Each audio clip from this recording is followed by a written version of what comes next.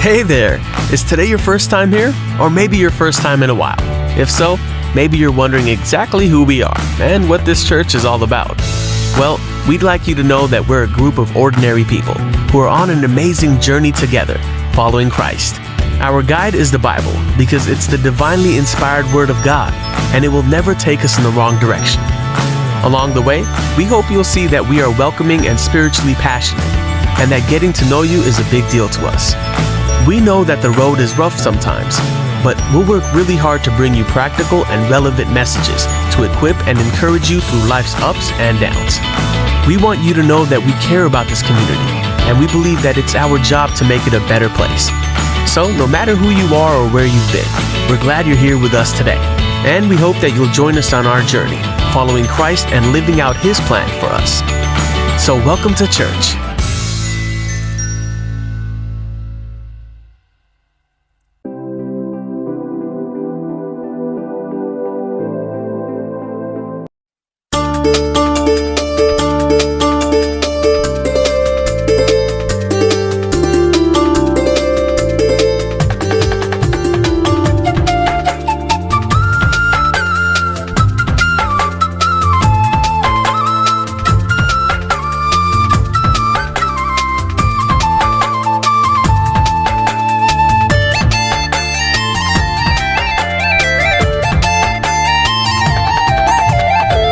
ಯೇಸುನಾಮ ಅತಿಶಯ ನಾಮ ಪಾಪಿಗೆ ಪದನಾಮ ಶ್ರೀ ಯೇಸುನಾಮ ಅತಿಶಯ ನಾಮ ಪಾಪಿಗೆ ಪದನಾಮ ಶ್ರೀ ಯೇಸುನಾಮ ಅತಿಶಯ ನಾಮ ಪಾಪಿಗೆ ಪದನಾಮ ಶ್ರೀ ಯೇಸುನಾಮ ಅತಿಶಯ ನಾಮ ಪಾಪಿಗೆ ಪದನಾಮ ಎಲ್ಲ ನಾಮದಲ್ಲಿ ಮೇಲಾದ ನಾಮ ಯೇಸುವಿನ ದಿವ್ಯ ನಾಮ ಎಲ್ಲ ನಾಮದಲ್ಲಿ ಮೇಲಾದ ನಾಮ ಯೇಸುವಿನ ದಿವ್ಯ ನಾಮ ಸರ್ವ ಜನರೆಲ್ಲ ಅಡ್ಡ ಬಿದ್ದು ಸ್ತೋತ್ರ ಮಾಡಿ ಹರ್ಷದಿಂದ ಹಾಡೋ ನಾಮ ಸರ್ವ ಜನರೆಲ್ಲ ಅಡ್ಡ ಬಿದ್ದು ಸ್ತೋತ್ರ ಮಾಡಿ ಹರ್ಷದಿಂದ ಹಾಡೋ ನಾಮ ಯೇಸುನಾಮ ಅತಿಶಯ ನಾಮ ಪಾಪಿಗೆ ಪದನಾಮ ಶ್ರೀ ಯೇಸುನಾಮ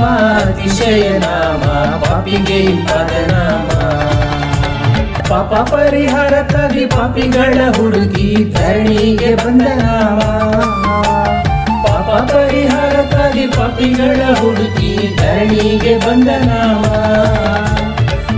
ರೈತ ಜೀವಿತದ ಮಾದರಿಯ ತೋರಿಸಿದ ಪರಿಶುದ್ಧ ಪುಣ್ಯನಾಮ ಪಾಪರಹಿತ ಜೀವಿತದ ಮಾದರಿಯ ತೋರಿಸಿದ ಪರಿಶುದ್ಧ ಪುಣ್ಯನಾಮ ಶ್ರೀ ಯೇಸುನಾಮ ಅತಿಶಯ ನಾಮ ಪಾಪಿಗೆ ಪದನಾಮ ಶ್ರೀ ಯೇಸುನಾಮ ಅತಿಶಯ ನಾಮ ಪಾಪಿಗೆ ಪದನಾಮ ಲೆಕ್ಕವಿಲ್ಲದಷ್ಟು ಪಾಪ ನನ್ನಿಂದ ತೆಗೆಯಲು ನನಗಾಗಿ ಬಂದ ನಾಮ ಲೆಕ್ಕವಿಲ್ಲದಷ್ಟು ಪಾಪ ನನ್ನಿಂದ ತೆಗೆಯಲು ನನಗಾಗಿ ಬಂದ ನಾಮ ಅನ್ಯವೆಂದು ತಳ್ಳದನ್ನ ಧನ್ಯನಾಗಿ ಮಾಡಲು ಬಂದ ಉನ್ನತದ ಪುಣ್ಯನಾಮ ಅನ್ಯವೆಂದು ತಳ್ಳದನ್ನ ಧನ್ಯನಾಗಿ ಮಾಡಲು ಬಂದ ಉನ್ನತದ ಪುಣ್ಯನಾಮ ಶ್ರೀ ಯೇಸುನಾಮ ಅತಿಶಯ ನಾಮ ಪಾಪಿಗೆ ಪದನಾಮ ಶ್ರೀ ಯೇಸುನಾಮ ಅತಿಶಯ ನಾಮ ಪಾಪಿಗೆ ಪದನಾಮ ಭೂತಬಾಧಿತರಿಗೆ ನಾನಾ ರೋಗಿಗಳಿಗೆ ಸ್ವಸ್ಥ ಮಾಡುವಂತ ನಾಮ ಭೂತಬಾಧಿತರಿಗೆ ನಾನಾ ರೋಗಿಗಳಿಗೆ ಸ್ವಸ್ಥ ಮಾಡುವಂತ ನಾಮ ಕುಳರಿಗೂ ಕುಂಟರಿಗೂ ಕುಷ್ಠರೋಗಿಗಳಿಗೆಲ್ಲ ಬಿಡುಗಡೆ ಕೊಡೋ ನಾಮ ಕುಳರಿಗೂ ಕುಂಟರಿಗೂ ಕುಷ್ಠರೋಗಿಗಳಿಗೆಲ್ಲ ಬಿಡುಗಡೆ ಕೊಡುವ ನಾಮ ಶ್ರೀ ಯೇಸುನಾಮ ಅತಿಶಯ ನಾಮ ಪಾಪಿಗೆ ಪದನಾಮ ಶ್ರೀ ಯೇಸುನಾಮ ಅತಿಶಯ ನಾಮ ಪಾಪಿಗೆ ಪದನಾಮ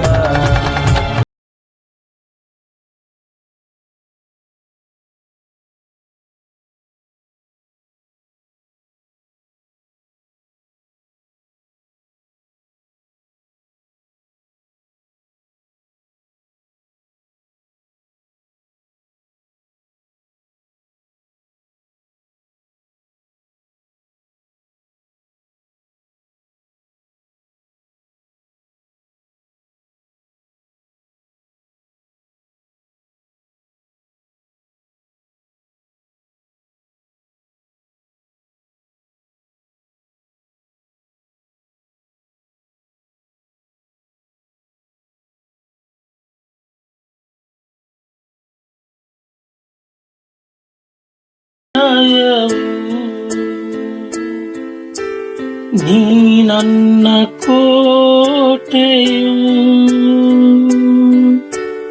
ನೀ ನನ್ನ ಪ್ರಾಣನಾಥ,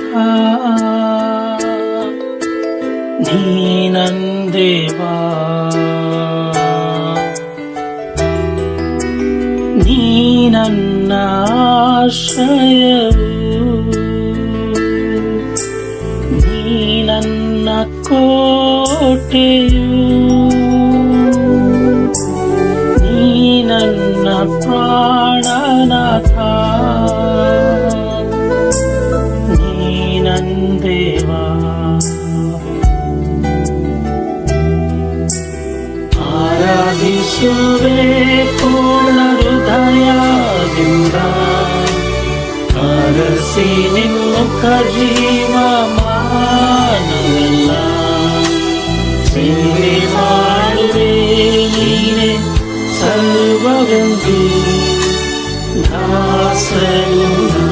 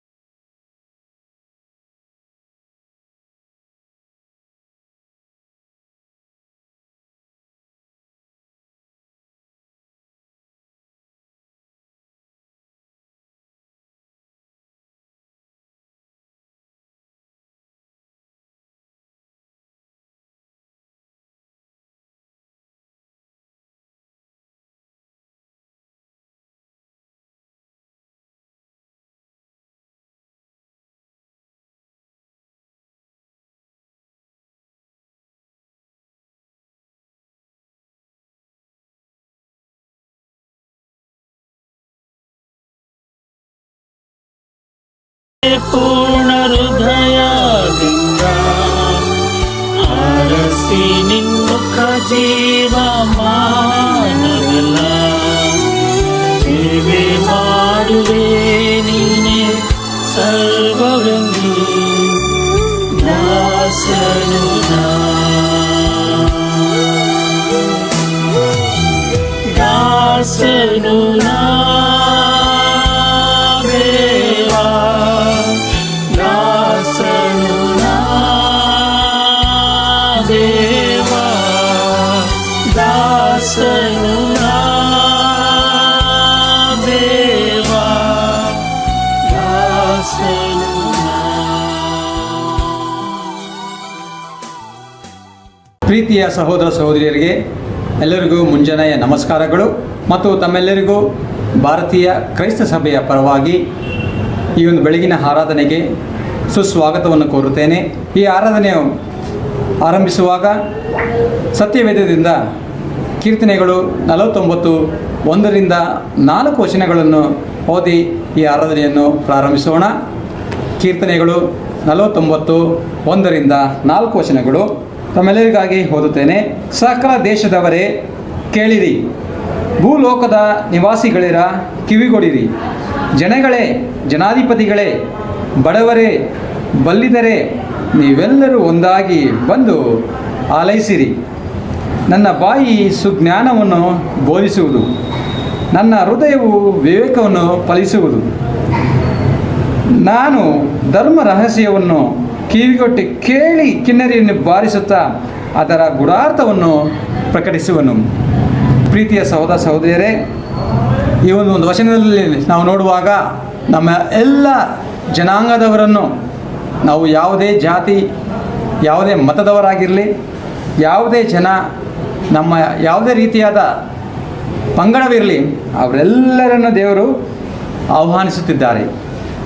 ಮೊದಲನೇ ವಚನದಲ್ಲಿ ಹೇಳ್ತಾರೆ, ಸಕಲ ದೇಶದವರೇ, ಲೋಕದ ನಿವಾಸಿಗಳಿರ ಕಿವಿಗೊಡಿರಿ ಅಂತ. ಜನಗಳೇ, ಜನಾಧಿಪತಿಗಳೇ, ಬಡವರೇ, ಬಲ್ಲಿದರೇ, ಇಲ್ಲಿ ಎಲ್ಲ ವರ್ಗದವರನ್ನು ದೇವರ ಬಳಿಯಲ್ಲಿ ಆಹ್ವಾನಿಸ್ತಾ ಇದ್ದಾರೆ ಮತ್ತು ಆತನ ಒಂದು ಸುಜ್ಞಾನವನ್ನು ಪ್ರಕಟಿಸುವಂತಹ ಗೂಢಾರ್ಥವನ್ನು ಅವರು ನಮಗೆ ಪ್ರಕಟಿಸುವಂತಹ ಒಂದು ಸಂದರ್ಭವಾಗಿದೆ. ಈ ದಿನ ನಮ್ಮ ಕರ್ನಾಟಕದ ಪ್ರತಿಯೊಂದು ಜಿಲ್ಲೆಗಳಲ್ಲಿ ಸುವಾರ್ತೆ ಸಾರಬೇಕು ಎಂಬ ಕನಸನ್ನು ಕಂಡ ಸಹೋದರರಲ್ಲಿ ಒಬ್ಬರಾದ ಸಹೋದರ ವಿನ್ಸೆಂಟ್ ಅವರು ಸಂದೇಶವನ್ನು ಕೊಡಲಿದ್ದಾರೆ. ಅವರು ಕೊಡುವಂತಹ ಸಂದೇಶವು ದೇವರು ಪ್ರಕಟಿಸುವಂತಹ ಆ ಮಹತ್ವವಾದ ವಾಕ್ಯಗಳನ್ನು ಅವರು ಪ್ರಕಟಿಸಲಿದ್ದಾರೆ. ಖಂಡಿತವಾಗಿ ನಾವು ನಮ್ಮ ಸಂಪೂರ್ಣ ಹೃದಯ ಆತ್ಮಗಳನ್ನು ತೆರೆದಿಟ್ಟು ನಮ್ಮ ಹೃದಯಗಳಲ್ಲಿರುವ ಎಲ್ಲ ತೊಂದರೆಗಳನ್ನು, ಎಲ್ಲ ಬಾಧೆಗಳನ್ನು ಬದಿಗಿಟ್ಟು ನಾವು ಕರ್ತನನ್ನು ಪೂರ್ಣ ಮನಸ್ಸಿನಿಂದ ಆರಾಧಿಸೋಣ. ಆರಾಧನೆಗೆ ಮುನ್ನ ಪ್ರಾರ್ಥಿಸಿ ಆರಾಧನೆಯನ್ನು ತೊಡಗಿಸೋಣ. ಪ್ರಾರ್ಥಿಸೋಣ. ಸರ್ವಶಕ್ತನಾದ ದೇವರೇ, ಕರ್ತನೆ, ಮಹೋನ್ನತನೇ, ಒಂದು ಬೆಳಗಿನ ಜಾವದಲ್ಲಿ ನಾವೆಲ್ಲರೂ ಏಕಮತದಿಂದ ಸ್ವಾಮಿ ಇಲ್ಲಿ ಕೂಡಿ ನಿಮ್ಮನ್ನು ಆರಾಧಿಸಲಿಕ್ಕೆ ಬಂದಿದ್ದೇವೆ. ಖಂಡಿತವಾಗಿ ದೇವರೇ, ನಾವು ಕೇಳುವಂಥ ಆ ವಚನವನ್ನು ಸ್ವಾಮಿ ನಮ್ಮ ತೆರೆದ ಹೃದಯದಿಂದ ನಾವು ಅಂಗೀಕರಿಸಿಕೊಳ್ಳಲಿಕ್ಕೆ ಸಹಾಯ ಮಾಡಿ, ಹೊಸದಾಗಿ ಬಂದಿರುವ ಸ್ನೇಹಿತರು, ಸಹೋದರರನ್ನು ಸ್ವಾಮಿ, ಸಹೋದರಿಯರನ್ನು ಮುಟ್ಟಿ ಆಶೀರ್ವದಿಸಿ ದೇವರೇ, ಬೋಧಿಸುವಂತಹ ಸಾಧುರನ್ನು ಮುಟ್ಟಿ ಆಶೀರ್ವದಿಸಿ. ಖಂಡಿತವಾಗಿ ದೇವರೇ, ನೀವು ನಮ್ಮ ಮಧ್ಯದಲ್ಲಿ ವಾಸವಾಗಿದ್ದು ಈ ಆನ್ಲೈನ್ ಆರಾಧನೆಯನ್ನು ಸ್ವಾಮಿ ನೀವು ಅದ್ಭುತವಾದ ರೀತಿಯಲ್ಲಿ ಯಶಸ್ವಿಯಾಗಿ ನಡೆಸಿಕೊಡಬೇಕೆಂದು ತಮ್ಮಲ್ಲಿ ಪ್ರಾರ್ಥಿಸುತ್ತಾ ವಿಜ್ಞಾಪಿಸುತ್ತೇನೆ. ಈ ಎಲ್ಲ ಪ್ರಾರ್ಥನೆ ಮತ್ತು ವಿಜ್ಞಾಪನೆಗಳನ್ನು ರಕ್ಷಕನೂ ಕರ್ತನೂ ಆದ ಯೇಸುವಿನ ಪರಿಶುದ್ಧ ನಾಮದಲ್ಲಿ ಪ್ರಾರ್ಥಿಸ್ತೇನೆ ತಂದೆಯೇ, ಆಮೇನ್.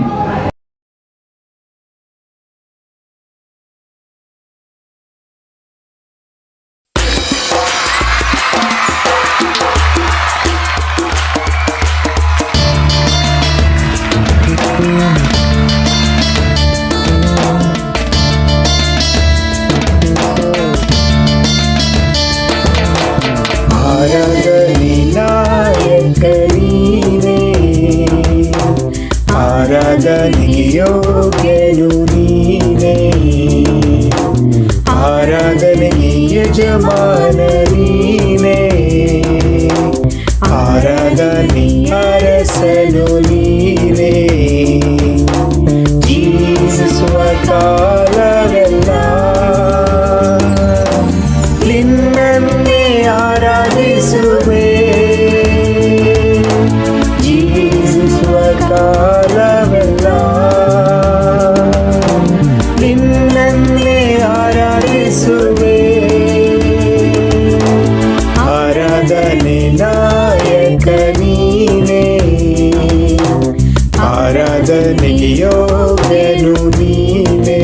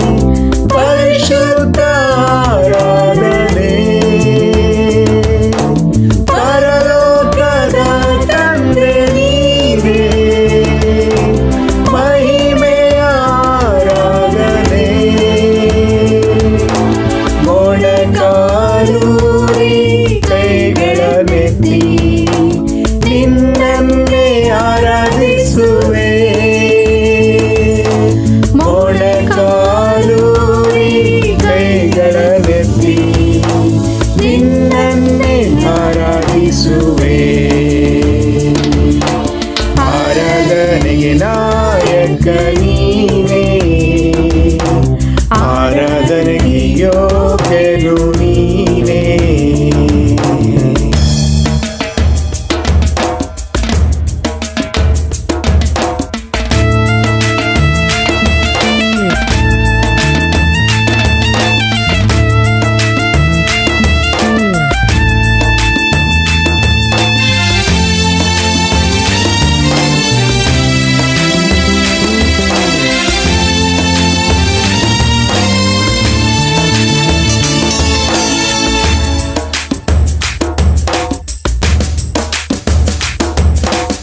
ಭಕ್ತರ ಆರಾಧನೆಗೆ ಯೋಗ್ಯರೇ, ಆರಾಧನೆ ಆರಾಧನೆ.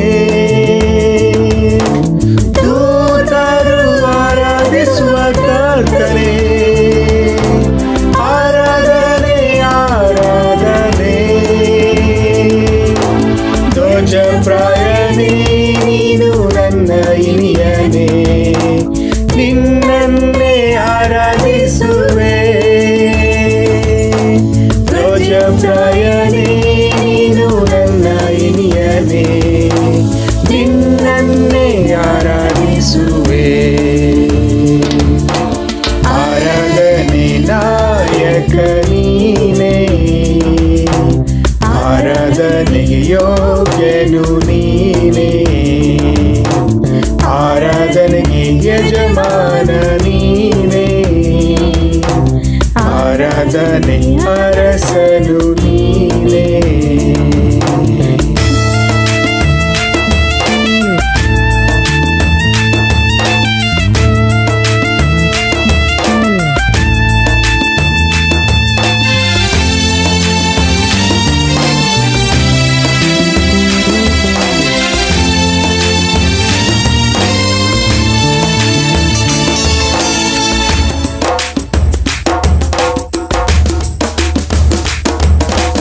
ನನಗಾಗಿ ಬಲಿಯಾದ ಯೇಸುವೆ, ದಿನವೆಲ್ಲ ಆರಾಧಿಸುವೆ. ಬೇಗನೆ ಬರಲಿರುವ ಯೇಸುವೆ, ಹರ್ಷದಿ ಆರಾಧಿಸುವೆ. ಅಭಿಷೇಕದಾತ್ಮನೇ ಆತ್ಮ ಪ್ರಿಯನೇ, ನಿನ್ನನ್ನೇ ಆರಾಧಿಸುವೆ. ಅಭಿಷೇಕದಾತ್ಮನೇ ಆತ್ಮ ಪ್ರಿಯನೇ, ನಿನ್ನನ್ನೇ ಆರಾಧಿಸುವೆ. ಆರಾಧನೆ ನಾಯಕ ನೀನೇ, ಆರಾಧನೆ ಯೋಗ್ಯನು ನೀನೇ, ಆರಾಧನೆಗೆ ಯಜಮಾನ ನೀನೇ, ಆರಾಧನೆ ಅರಸನು ನೀನೇ.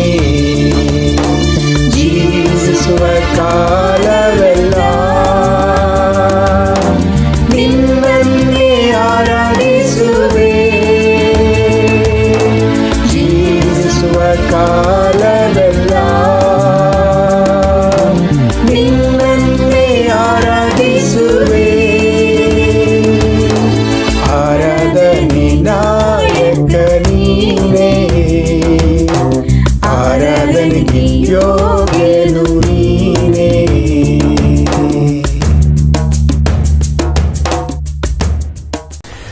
ನಮಸ್ಕಾರ ಪ್ರೀತಿಯ ಸಹೋದರರೇ, ಸಹೋದರಿಯರೇ ಮತ್ತು ಸ್ನೇಹಿತರೆ. ಮತ್ತೊಮ್ಮೆ ಭಾನುವಾರದ ಮುಂಜಾನೆಯ ದೇವರ ಆರಾಧನೆಯಲ್ಲಿ ನಿಮ್ಮೆಲ್ಲರನ್ನು ಈ ಒಂದು ಕಿರುತೆರೆಯಲ್ಲಿ ನೋಡೋದಕ್ಕೆ ತುಂಬ ಸಂತೋಷ ಪಡ್ತೀನಿ. ಖಂಡಿತವಾಗಿಯೂ ಇದೊಂದು ಅದ್ಭುತವಾದ ಒಂದು ಆಶೀರ್ವಾದ. ನಿಮ್ಮೆಲ್ಲರ ಜೊತೆ ಅವಾಗ ದೇವರ ವಾಕ್ಯವನ್ನು ಹಂಚಿಕೊಳ್ಳೋದರಲ್ಲಿ ತುಂಬ ಸಂತೋಷವಾಗಿದೆ. ಮತ್ತೆ ಹೇಳುತ್ತೇನೆ,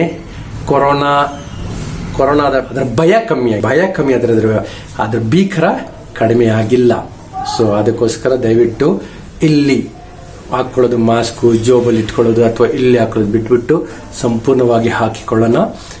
ಆವಾಗ ಸಾಬೂನಿಂದ ಕೈ ತೊಳಿತಾ ಇರೋಣ ಮತ್ತು ಸಾಮಾಜಿಕ ಅಂತರ ಸಾಕಷ್ಟು ನಾವು ಮೇಂಟೈನ್ ಮಾಡಬೇಕು, ಕಾಪಾಡ್ಕೊಳ್ಬೇಕು. ಈ ಕೆಲವೊಮ್ಮೆ ನಾನು ನೋಡ್ತೀನಿ ಒಂದೇ ಬೈಕಲ್ಲಿ 4 ಜನ 5 ಜನ ಪ್ರಾರಂಭದ ಎಲ್ಲ ದೂರ ಇರ್ತಾರೆ, ಆಮೇಲೆ ಹತ್ರ ಬರ್ತೀವಿ. ದಯವಿಟ್ಟು ನಮ್ಮ ಮುಂಜಾಗ್ರತೆಯಲ್ಲಿ ನಾವಿರೋದು ತುಂಬ ಅವಶ್ಯವಾಗಿದೆ. ಮತ್ತೊಂದು ಹೇಳ್ತೀನಿ, ಇವೆಲ್ಲಕ್ಕಿಂತ ಹೆಚ್ಚಾಗಿ ನಿಮ್ಮ ಇಮ್ಯುನಿಟಿ ಅಂದರೆ ರೋಗ ತಡೆಗಟ್ಟುವ ನಮ್ಮ ಶಕ್ತಿಯನ್ನು ಬೆಳೆಸ್ಕೊಳ್ಳಬೇಕು. ಆಯುರ್ವೇದಿಕ್ ಕೇಂದ್ರಗಳು ಹೋಗಿ ಸುಮಾರು ಕಷಾಯಗಳಿದೆ, ತುಂಬ ಒಳ್ಳೆಯದು. ಕಾಫಿ ಟೀ ಕುಡಿಯೋಕ್ಕಿಂತ ಅದನ್ನು ಕುಡಿತಾ ಇರೋಣ. ನಮ್ಮೊಳಗಿಂದ ಆ ಒಂದು ಇಮ್ಯುನಿಟಿ, ರೋಗ ನಿರೋಧಕ ಬಲವು ಹೆಚ್ಚಾದಾಗ, ಶಕ್ತಿ ಹೆಚ್ಚಾಗ ಇಂತಹ ಒಂದು virus, corona, COVID-19, COVID-20, COVID-21, 30, 40 ಏನು ಬಂದರೂ ನಾವು ಅದರಲ್ಲಿ ಎದುರಿಸಬಹುದು. ಮತ್ತು ವ್ಯಾಕ್ಸಿನ್ ಕೊಡ್ತಾ ಇದ್ದಾರೆ. ನನಗೆ ಭಯ ಇದೆ, ಆದರೆ ಎಲ್ಲರೂ ಭಯಪಡಬೇಡಿ, ತಗೊಳ್ಳಿ ಅಂತ ಹೇಳ್ತಾ ಇದ್ದಾರೆ. ನಮ್ಮ ಅಕ್ಕ ತಗೊಂಡ್ರು, ನನ್ನ ಸ್ನೇಹಿತರು ತಗೊಂಡ್ರು, ನಮ್ಮ ಅಪ್ಪ ಅಮ್ಮನಿಗೂ ಈ ಸದ್ಯದಲ್ಲಿ ಕೊಡಬೇಕಂತ ಇದ್ದೀವಿ. ದಯವಿಟ್ಟು ಅವಕಾಶವಿದ್ದರೆ ಅದನ್ನು ಸದುಪಯೋಗ ಮಾಡಿಕೊಂಡು ವ್ಯಾಕ್ಸಿನ್ ತೆಗೆದುಕೊಳ್ಳಿರಿ, ತುಂಬ ಒಳ್ಳೆಯದಾಗಿರ್ತದೆ. ಓಕೆ, ಸೊ ನಾವು ಮುಂದುವರೆದು ಹಳೆ ಒಡಂಬಡಿಕೆಯಿಂದ ಇತ್ತೀಚೆಗೆ ನಾವು ನ್ಯಾಯಸ್ಥಾಪಕರ ಒಂದು ಪಾಠಗಳನ್ನು ಕಲಿತಾ ಇದ್ದೀವಿ. ಹೋದ ವಾರ ಒತಿನಿಯಲ್ ಬಗ್ಗೆ ಕಲಿತೆವು. ಈ ದಿನ ಅವರ ನಂತರ 2ನೇ ನ್ಯಾಯಸ್ಥಾಪಕರು ಯಹೂದ್ ಎಂಬುವರು, ಎಡಗೈ ಬ್ಯಾಟ್ಸ್ಮನ್ ತರ, ಲೆಫ್ಟ್ ಹ್ಯಾಂಡೆಡ್ ಜಡ್ಜ್.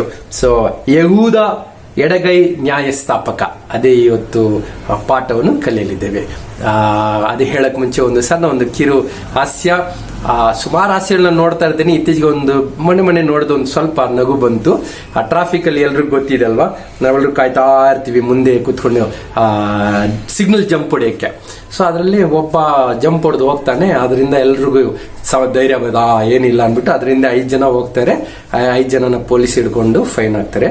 ಆಗ 5 ಜನ ಕೇಳ್ತಾರೆ, ಏನು ಅವನೊಬ್ಬನ ಬಿಟ್ಬಿಟ್ರಿ, ನನ್ನ ಮಾತ್ರ ಹಿಡ್ಕೊಂಡ್ರಿ ಅಂತ. ಅವ್ರು ಹೇಳಿದ್ರಂತೆ, ಫಸ್ಟ್ ಹೋದ ಅಲ್ವಾ, ಅವನು ನಮ್ಮ ಮಾರ್ಕೆಟಿಂಗ್ ಏಜೆಂಟ್, ಅವನ್ನ ನಾವು ಬಿಟ್ಟು ನಿಮ್ಮನ್ನೇ ಹಿಡಿಯಕ್ಕೋಸ್ಕರ ಅವನ್ನ ಇಟ್ಟಿದೀವಿ ಅಂತ.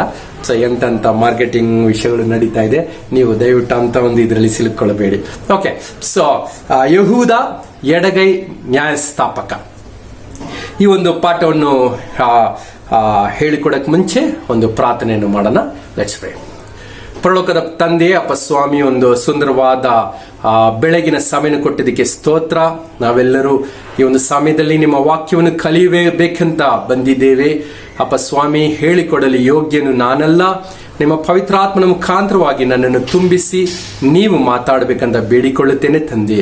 ಅದೇ ರೀತಿ ಪವಿತ್ರಾತ್ಮನ ಮುಖಾಂತರವಾಗಿ ಪ್ರತಿಯೊಬ್ಬರು ಕೇಳುಗರೆಲ್ಲರೂ ಅದನ್ನು ನೀವು ಯಾವ ರೀತಿ ಅವರ ಅರ್ಥೈಸಿಕೊಂಡು ಅವರ ಜೀವನದಲ್ಲಿ ಅಳವಡಿಸಿಕೊಳ್ಳಬೇಕಂತಿದ್ದೇವೋ ಅದೇ ರೀತಿ ಅವರಿಗೂ ನೀವು ಸಹಾಯ ಮಾಡಬೇಕಂತ ಬೇಡಿಕೊಳ್ಳುತ್ತೇನೆ ತಂದೆ.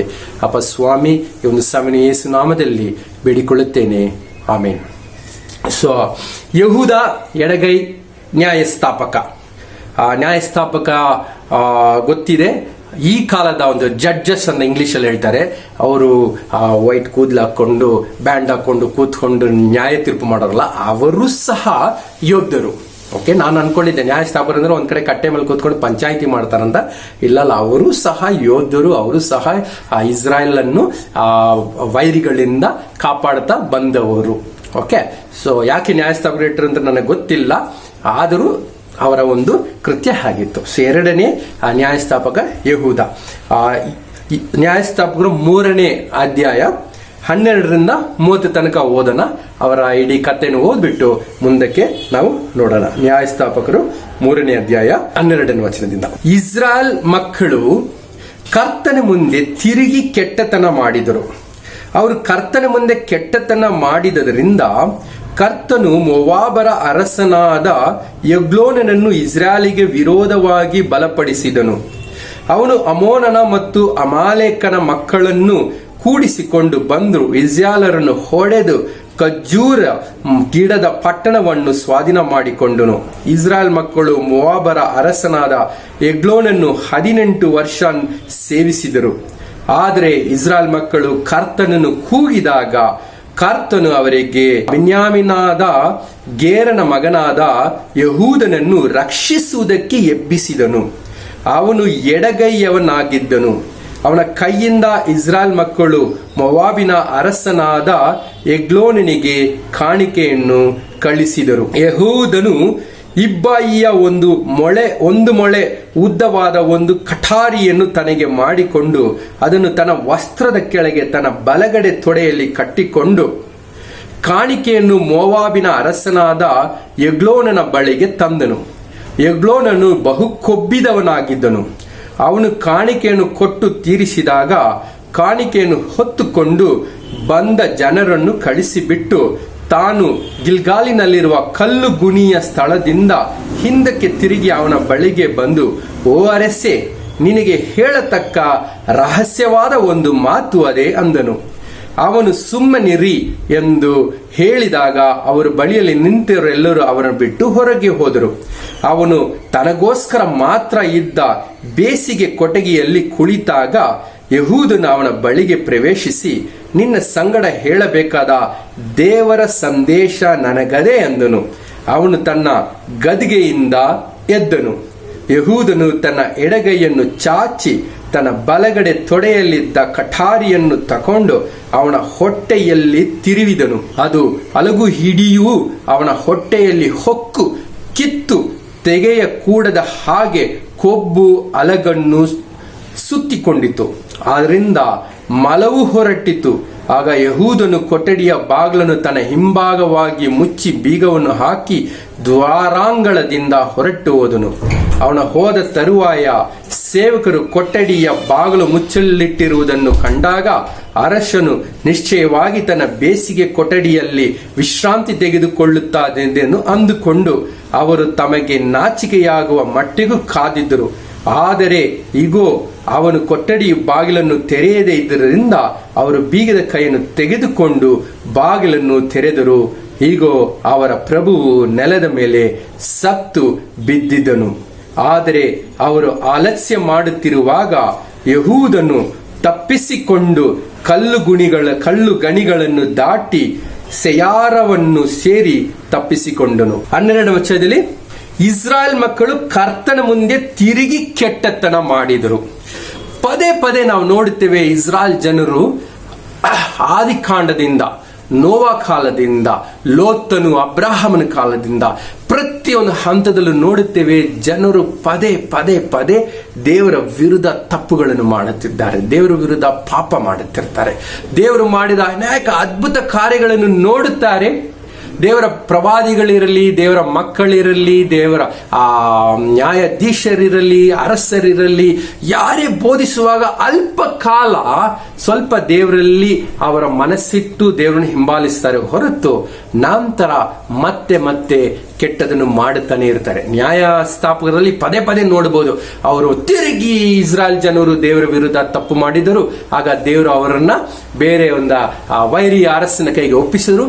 ಅವರನ್ನ ತುಂಬಾ ಕಷ್ಟ ಕೊಟ್ಟರು. ಮತ್ತೆ ದೇವರು ನೋಡಿ ಮೊರೆ ಇಟ್ಟರು. ದೇವರು ಮತ್ತೆ ಕರುಣೆ ಇಟ್ಟು ಮತ್ತೆ ಅವರನ್ನ ರಕ್ಷಿಸ್ತಾರಂತ. ಸೊ ಇಲ್ಲಿ ನೋಡ್ತೇವೆ, ಕಳೆದ ವಾರದಲ್ಲಿ ಒತೇನಿಯಲ್ ಅವರು ಬಂದಾಗ ಅವರು ಸುಮಾರು 8 ವರ್ಷ ಕಾಲ ಇರಬೇಕು. ಅವರು ಬೇರೆ ಅರಸನ ವೈರಿಗಳ ಕೆಳಗೆ ಕಷ್ಟದಲ್ಲಿದ್ದಾಗ ಆಗ ಒತೇನಿಯಲ್ ಬಂದು ಅವನ ರಕ್ಷಿಸಿದನು. ಸುಮಾರು 40 ವರ್ಷ ಕಾಲ ಅವರು ವಿಶ್ರಾಂತಿಯಾಗಿದ್ದರು. ನಂತರ ಒತೇನಿಯಲ್ ಕಾಲ ಮುಗಿಯಿತು. ಮತ್ತೆ ಇಸ್ರಾಯೇಲ್ ಜನರು ತಮ್ಮ ಪಾಪದ ಕಡೆಗೆ ತಿರುಗಿ ಇದೇ ಒಂದು ಪಾಪದ ಸೈಕಲ್ ಅಂತ ಹೇಳ್ತೀವಿ, ಒಂದು ಚಕ್ರದಲ್ಲೇ ತಿರುಗ್ತಾ ಇದ್ದರು. ಸೊ ಮೊದಲನೇ ಅಂಶ, ದೇವರ ಮೇಲೆ ಅವಲಂಬಿಸುವುದನ್ನು ಬೆಳೆಸಿಕೊಳ್ಳಿರಿ. ಏನು ಇಂಗ್ಲಿಷಲ್ಲಿ ಹೇಳ್ತಾರೆ, develop our dependence on God. ದೇವರ ಮೇಲೆ ಅವಲಂಬಿಸುವುದನ್ನು ಬೆಳೆಸಿಕೊಳ್ಳೋಣ. ನಾವು ಸುಮಾರು ಸಲ ನಾವು ಮಾಡೋ ತಪ್ಪೇನೆಂದ್ರೆ, ನಾವು ನಮಗೆ ದಾರಿ ನಡೆಸುವವರು, ಮುಖಂಡರು, ಇವರ ಮೇಲೆ ಅವಲಂಬಿಸಿರುತ್ತೇವೆ. ಅವರು ಚೆನ್ನಾಗಿ ಬೋಧನೆ ಮಾಡಿದ್ರೆ ಅದರಂತೆ ನಡೆದು, ಅವ್ರು ದಿನಾಲು ನಮ್ಮನ್ನ ಫೋನ್ ಮಾಡಿ ಅಥವಾ ನಮ್ಮ ಜೊತೆಲಿ ನಮ್ಮನ್ನು ಮಾತಾಡ್ತಾ ಇದ್ರೆ ಹಂಗೆ ಕುದುರೆಗಳ ತರ ಹಿಂಗೆ ಓಡ್ತಾ ಇರ್ತೀವಿ.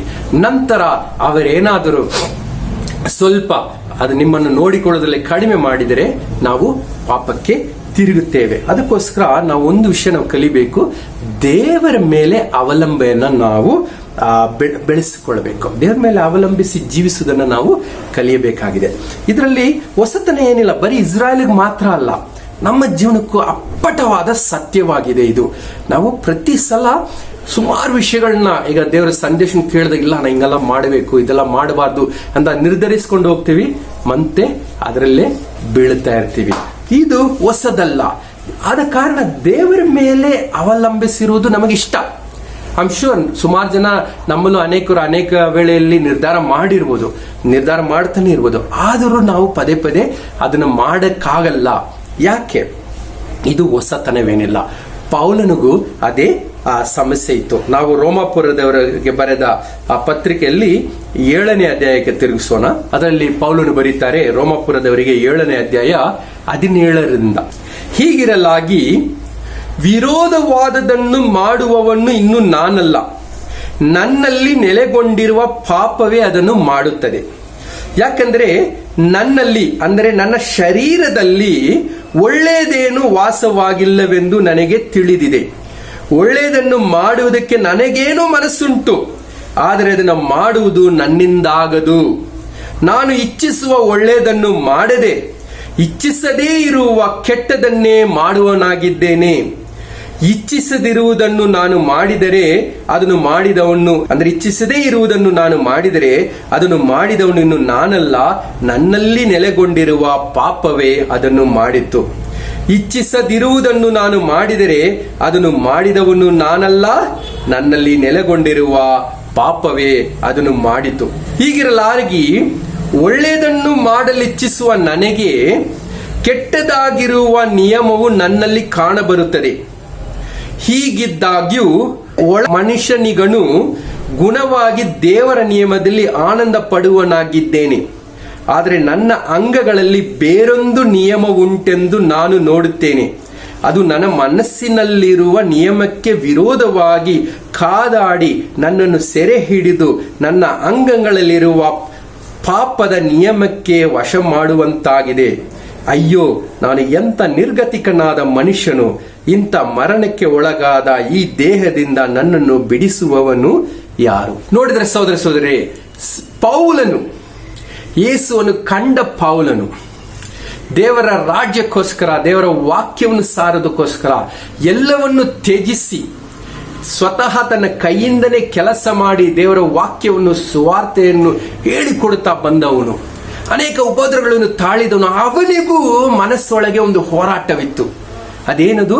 ನಾನು ಏನು ಮಾಡಬೇಕಂತಿದ್ದೇನೋ ಅದು ಮಾಡಕ್ಕಾಗದೆ, ಏನು ಮಾಡಬಾರ್ದಂತಿದನೋ ಅದನ್ನ ಮಾಡುತ್ತಿದ್ದೇನೆ. ಅವನು ಹೇಳ್ತಾನೆ, ನೀನು ಮಾಡಬಾರ್ದಂತಿದ್ದನು ಮಾಡಿದ, ಅದು ಮಾಡಿದವ ನಾನಲ್ಲ, ನನ್ನೊಳಗಿರುವ ಪಾಪ. ಇದು ತುಂಬಾ ಆಳವಾಗಿ ನಾವು ಗಮನಿಸಬೇಕು. ಈ ಕಳೆದ ವರ್ಷ ಲಾಕ್ಡೌನ್ ಸಮಯದಲ್ಲಿ ನನಗೆ ಅದ್ಭುತವಾದ ಅನೇಕ ಅವಕಾಶಗಳು, ಸಮಯಗಳು ಸಿಕ್ತು. ಅದಕ್ಕೋಸ್ಕರ ಸುಮಾರು ಅಧ್ಯಯನ ಮಾಡುತ್ತಿದ್ದೆ ಈ ವಿಷಯದ ಬಗ್ಗೆ. ಯಾಕಂದ್ರೆ ಇದು ಸಂಪೂರ್ಣವಾಗಿ ನನ್ನ ಬಗ್ಗೆನೂ ಅದೇ ಹೇಳಿಸ್ತದೆ. ಅನೇಕ ಸಮಯದಲ್ಲಿ, ಯಾವಾಗಲೂ ನಾನು ಏನು ಮಾಡ್ಬೇಕಂತಿದ್ದೀನೋ ಅದು ನಾನು ಮಾಡಕ್ಕಾಗಲ್ಲ, ಏನು ಮಾಡಬಾರ್ದಂತಿದ್ದೀನೋ ಅದು ಮಾಡಿಬಿಡ್ತೀನಿ. ಏನೋ ನಮ್ಮನ್ನು ನಾವು ಯೋಚಿಸಬಹುದು, ನಾವೆಲ್ಲರ ಜೊತೆ ಪ್ರೀತಿಯಿಂದ ಸಹನೆಯಿಂದ ಇರೋಣ ಅಂತ ಇರ್ತೀವಿ. ಆದ್ರೆ ಅದು ಏನೋ ಗೊತ್ತಿಲ್ಲ, ದಿಢೀರಂತ ಒಂದು ಕ್ಷಣ ಕಾಲದಲ್ಲಿ ಕೋಪ ಬಂದು ನಾವು ರುದ್ರ ತಾಂಡವ ಮಾಡಿ ಮನೆಯಲ್ಲಿರುವ ಶಾಂತಿ, ಸಮಾಧಾನ, ಪ್ರೀತಿ ಎಲ್ಲನ ನೊಚ್ಚಿ ನೂರಿ ಮಾಡಿ ಎಲ್ಲನ ಹಾಳು ಮಾಡ್ಬಿಡ್ತೀವಿ. ವಿಶೇಷವಾಗಿ ಗಂಡಂದರಿಗೆ ಇದು ಹೋಲಿಕೆ ಆಗಿರ್ಬೋದು.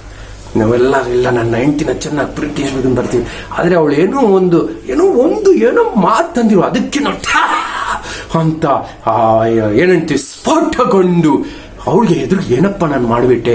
ಆ ರೀತಿಯಾಗಿ ನಮ್ಮ ಕುಟುಂಬದ ಸಮಾಧಾನ, ಮಕ್ಕಳ ಮೇಲೇನು ಕೆಲವೊಮ್ಮೆ ಎಷ್ಟೋ ಪ್ರೀತಿ ಮಾಡ್ತೀವಿ, ನಮ್ಮ ಅಂಗಾಂಗಳೆಲ್ಲವೂ ಮಕ್ಕಳ ಪ್ರೀತಿ ಮೇಲೇನೆ ಇರುತ್ತೆ. ಅವ್ರು ಏನೋ ಒಂದು ಮಾಡಿದಾಗ ಕೋಪ ಬಂದು ಒಂದು ಹೊಡಿತೀನಿ ನೋಡಂತ ಏನೋ ಒಂದು ಪದ ಹೇಳುದು ಅವ್ರಿಗೆ ಮನಸ್ಸು ಚುಚ್ಚಿ ಮತ್ತೆ ನಮ್ಮ ಒಂದು ಆ ಪೋಷಕತ್ವದಲ್ಲಿ ಸೋತೀವಿ ಅಂತ ನಮ್ಗೆ ಅನ್ನಿಸ್ತದೆ. ಪಾಪದ ವಿರುದ್ಧನೇ ಇರ್ಬೋದು, ನಾವು ಪರಿಶುದ್ಧರಾಗಿ ಜೀವಿಸ್ಬೇಕಂತಿರ್ತೀವಿ. ಆದರೆ ಕ್ಷಣ ಮಾತ್ರದಲ್ಲಿ ಏನೋ ಒಂದು ನೋಡಿ, 2ನೇ ಸಲ ನೋಡು ಅಥವಾ 3ನೇ ಯಾರೋ ಒಂದು ಫಾರ್ವರ್ಡ್ ಮಾಡಿದ್ರು ಅದನ್ನು ನೋಡೋದು, ಏನೋ ಒಂದು ಮಾಡಿಕೊಂಡು ಮತ್ತೆ ನಾವು ಅಪರಿಶುದ್ಧತೆಯಲ್ಲಿ ಒಳಗಾಗುತ್ತೇವೆ. ಈ ರೀತಿಯಾಗಿ ಕ್ಷಣ ಮಾತ್ರದಲ್ಲಿ ಏನು ಮಾಡಬಾರದಂತಿದವೋ ಅದನ್ನು ಮಾಡಿಬಿಡುತ್ತೇವೆ. ಸುದ್ರಿ ಪೌಲನು ಸಹ ಇದೇ ರೀತಿಯಾಗಿ ನಾಳುತ್ತಿದ್ದ. ಇದು ಪ್ರಪಂಚದಲ್ಲಿ ಎಲ್ಲರಿಗೂ, ಆದಿಕಾಂಡದಿಂದ ಇವತ್ತಿನ ತನಕ ಎಲ್ಲರಿಗೂ ಸಮಾನವಾಗಿ ಕಾಡುತ್ತಿರುವ ಒಂದು ವಿಷಯವಾಗಿದೆ. ಇದಕ್ಕೆ ಮೂಲ ಕಾರಣ ಏನು ಗೊತ್ತಾ?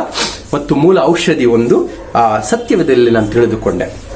ಮೊದಲನೇದಾಗಿ ದೊಡ್ಡ ಪ್ರಶ್ನೆ ಏನಾಯ್ತಂದ್ರೆ, ಆದಿಕಾಂಡದಲ್ಲಿ ದೇವರು ಹೇಳುತ್ತಾರೆ, ನಾವು ಮನುಷ್ಯರನ್ನು ನಮ್ಮ ಸ್ವರೂಪದಲ್ಲಿ ಸೃಷ್ಟಿಸೋಣ. We are created in the likeness of God. ನಮ್ಮ ಗುಣಗಳನ್ನು ನೋಡಿದ್ರೆ ಹೌದಾ, ನಾನು ದೇವರ ರೂಪನ ಖಂಡಿತ ನಮಗೆ ಸಂದೇಹ ಬರುತ್ತದೆ. ಖಂಡಿತ, ಅಯ್ಯೋ ನನ್ನ ಜೀವನ ನೋಡಿದ್ರೆ, ನನ್ನ ಮಾತು, ನನ್ನ ಹೊಲಸು ಯೋಚನೆ, ನನ್ನ ಒಂದು ತಾಳ್ಮೆ ಇಲ್ಲ, ಸಹನೆ ಇಲ್ಲ, ನನ್ನೊಂದು ದುರಾಸೆ, ನನ್ನ ಒಂದು ಗುಣಗಳು ನೋಡಿದ್ರೆ ನಾನು ದೇವರ ಸ್ವರೂಪ ಇಲ್ಲ ಅಂತ ಅನೇಕ ಸಲ ನಮಗೆ ನಮ್ಮೊಳಗೆ ಖಂಡಿತವಾಗಿ ಸಂದೇಹಗಳು ಬರುತ್ತದೆ. ಬಟ್ ಒಂದು ವಿಷಯ ಹೇಳ್ತೀನಿ, ನಾವು ಖಂಡಿತವಾಗಿ ದೇವರ ಸ್ವರೂಪದಲ್ಲಿ ಸೃಷ್ಟಿಸಲ್ಪಟ್ಟೆವು. ಆದರೆ ಆದಿಕಾಂಡದಲ್ಲಿ 2ನೇ ಅಧ್ಯಾಯದಲ್ಲಿ ಓದ್ಬಿಡೋಣ. ಈದನ್ ತೋಟದಲ್ಲಿ ದೇವರು ಎಲ್ಲಾ ಮರಗಳನ್ನು ಸೃಷ್ಟಿಸಿ ಅದರ ಮಧ್ಯದಲ್ಲಿ 2 ಮರಗಳಿತ್ತು.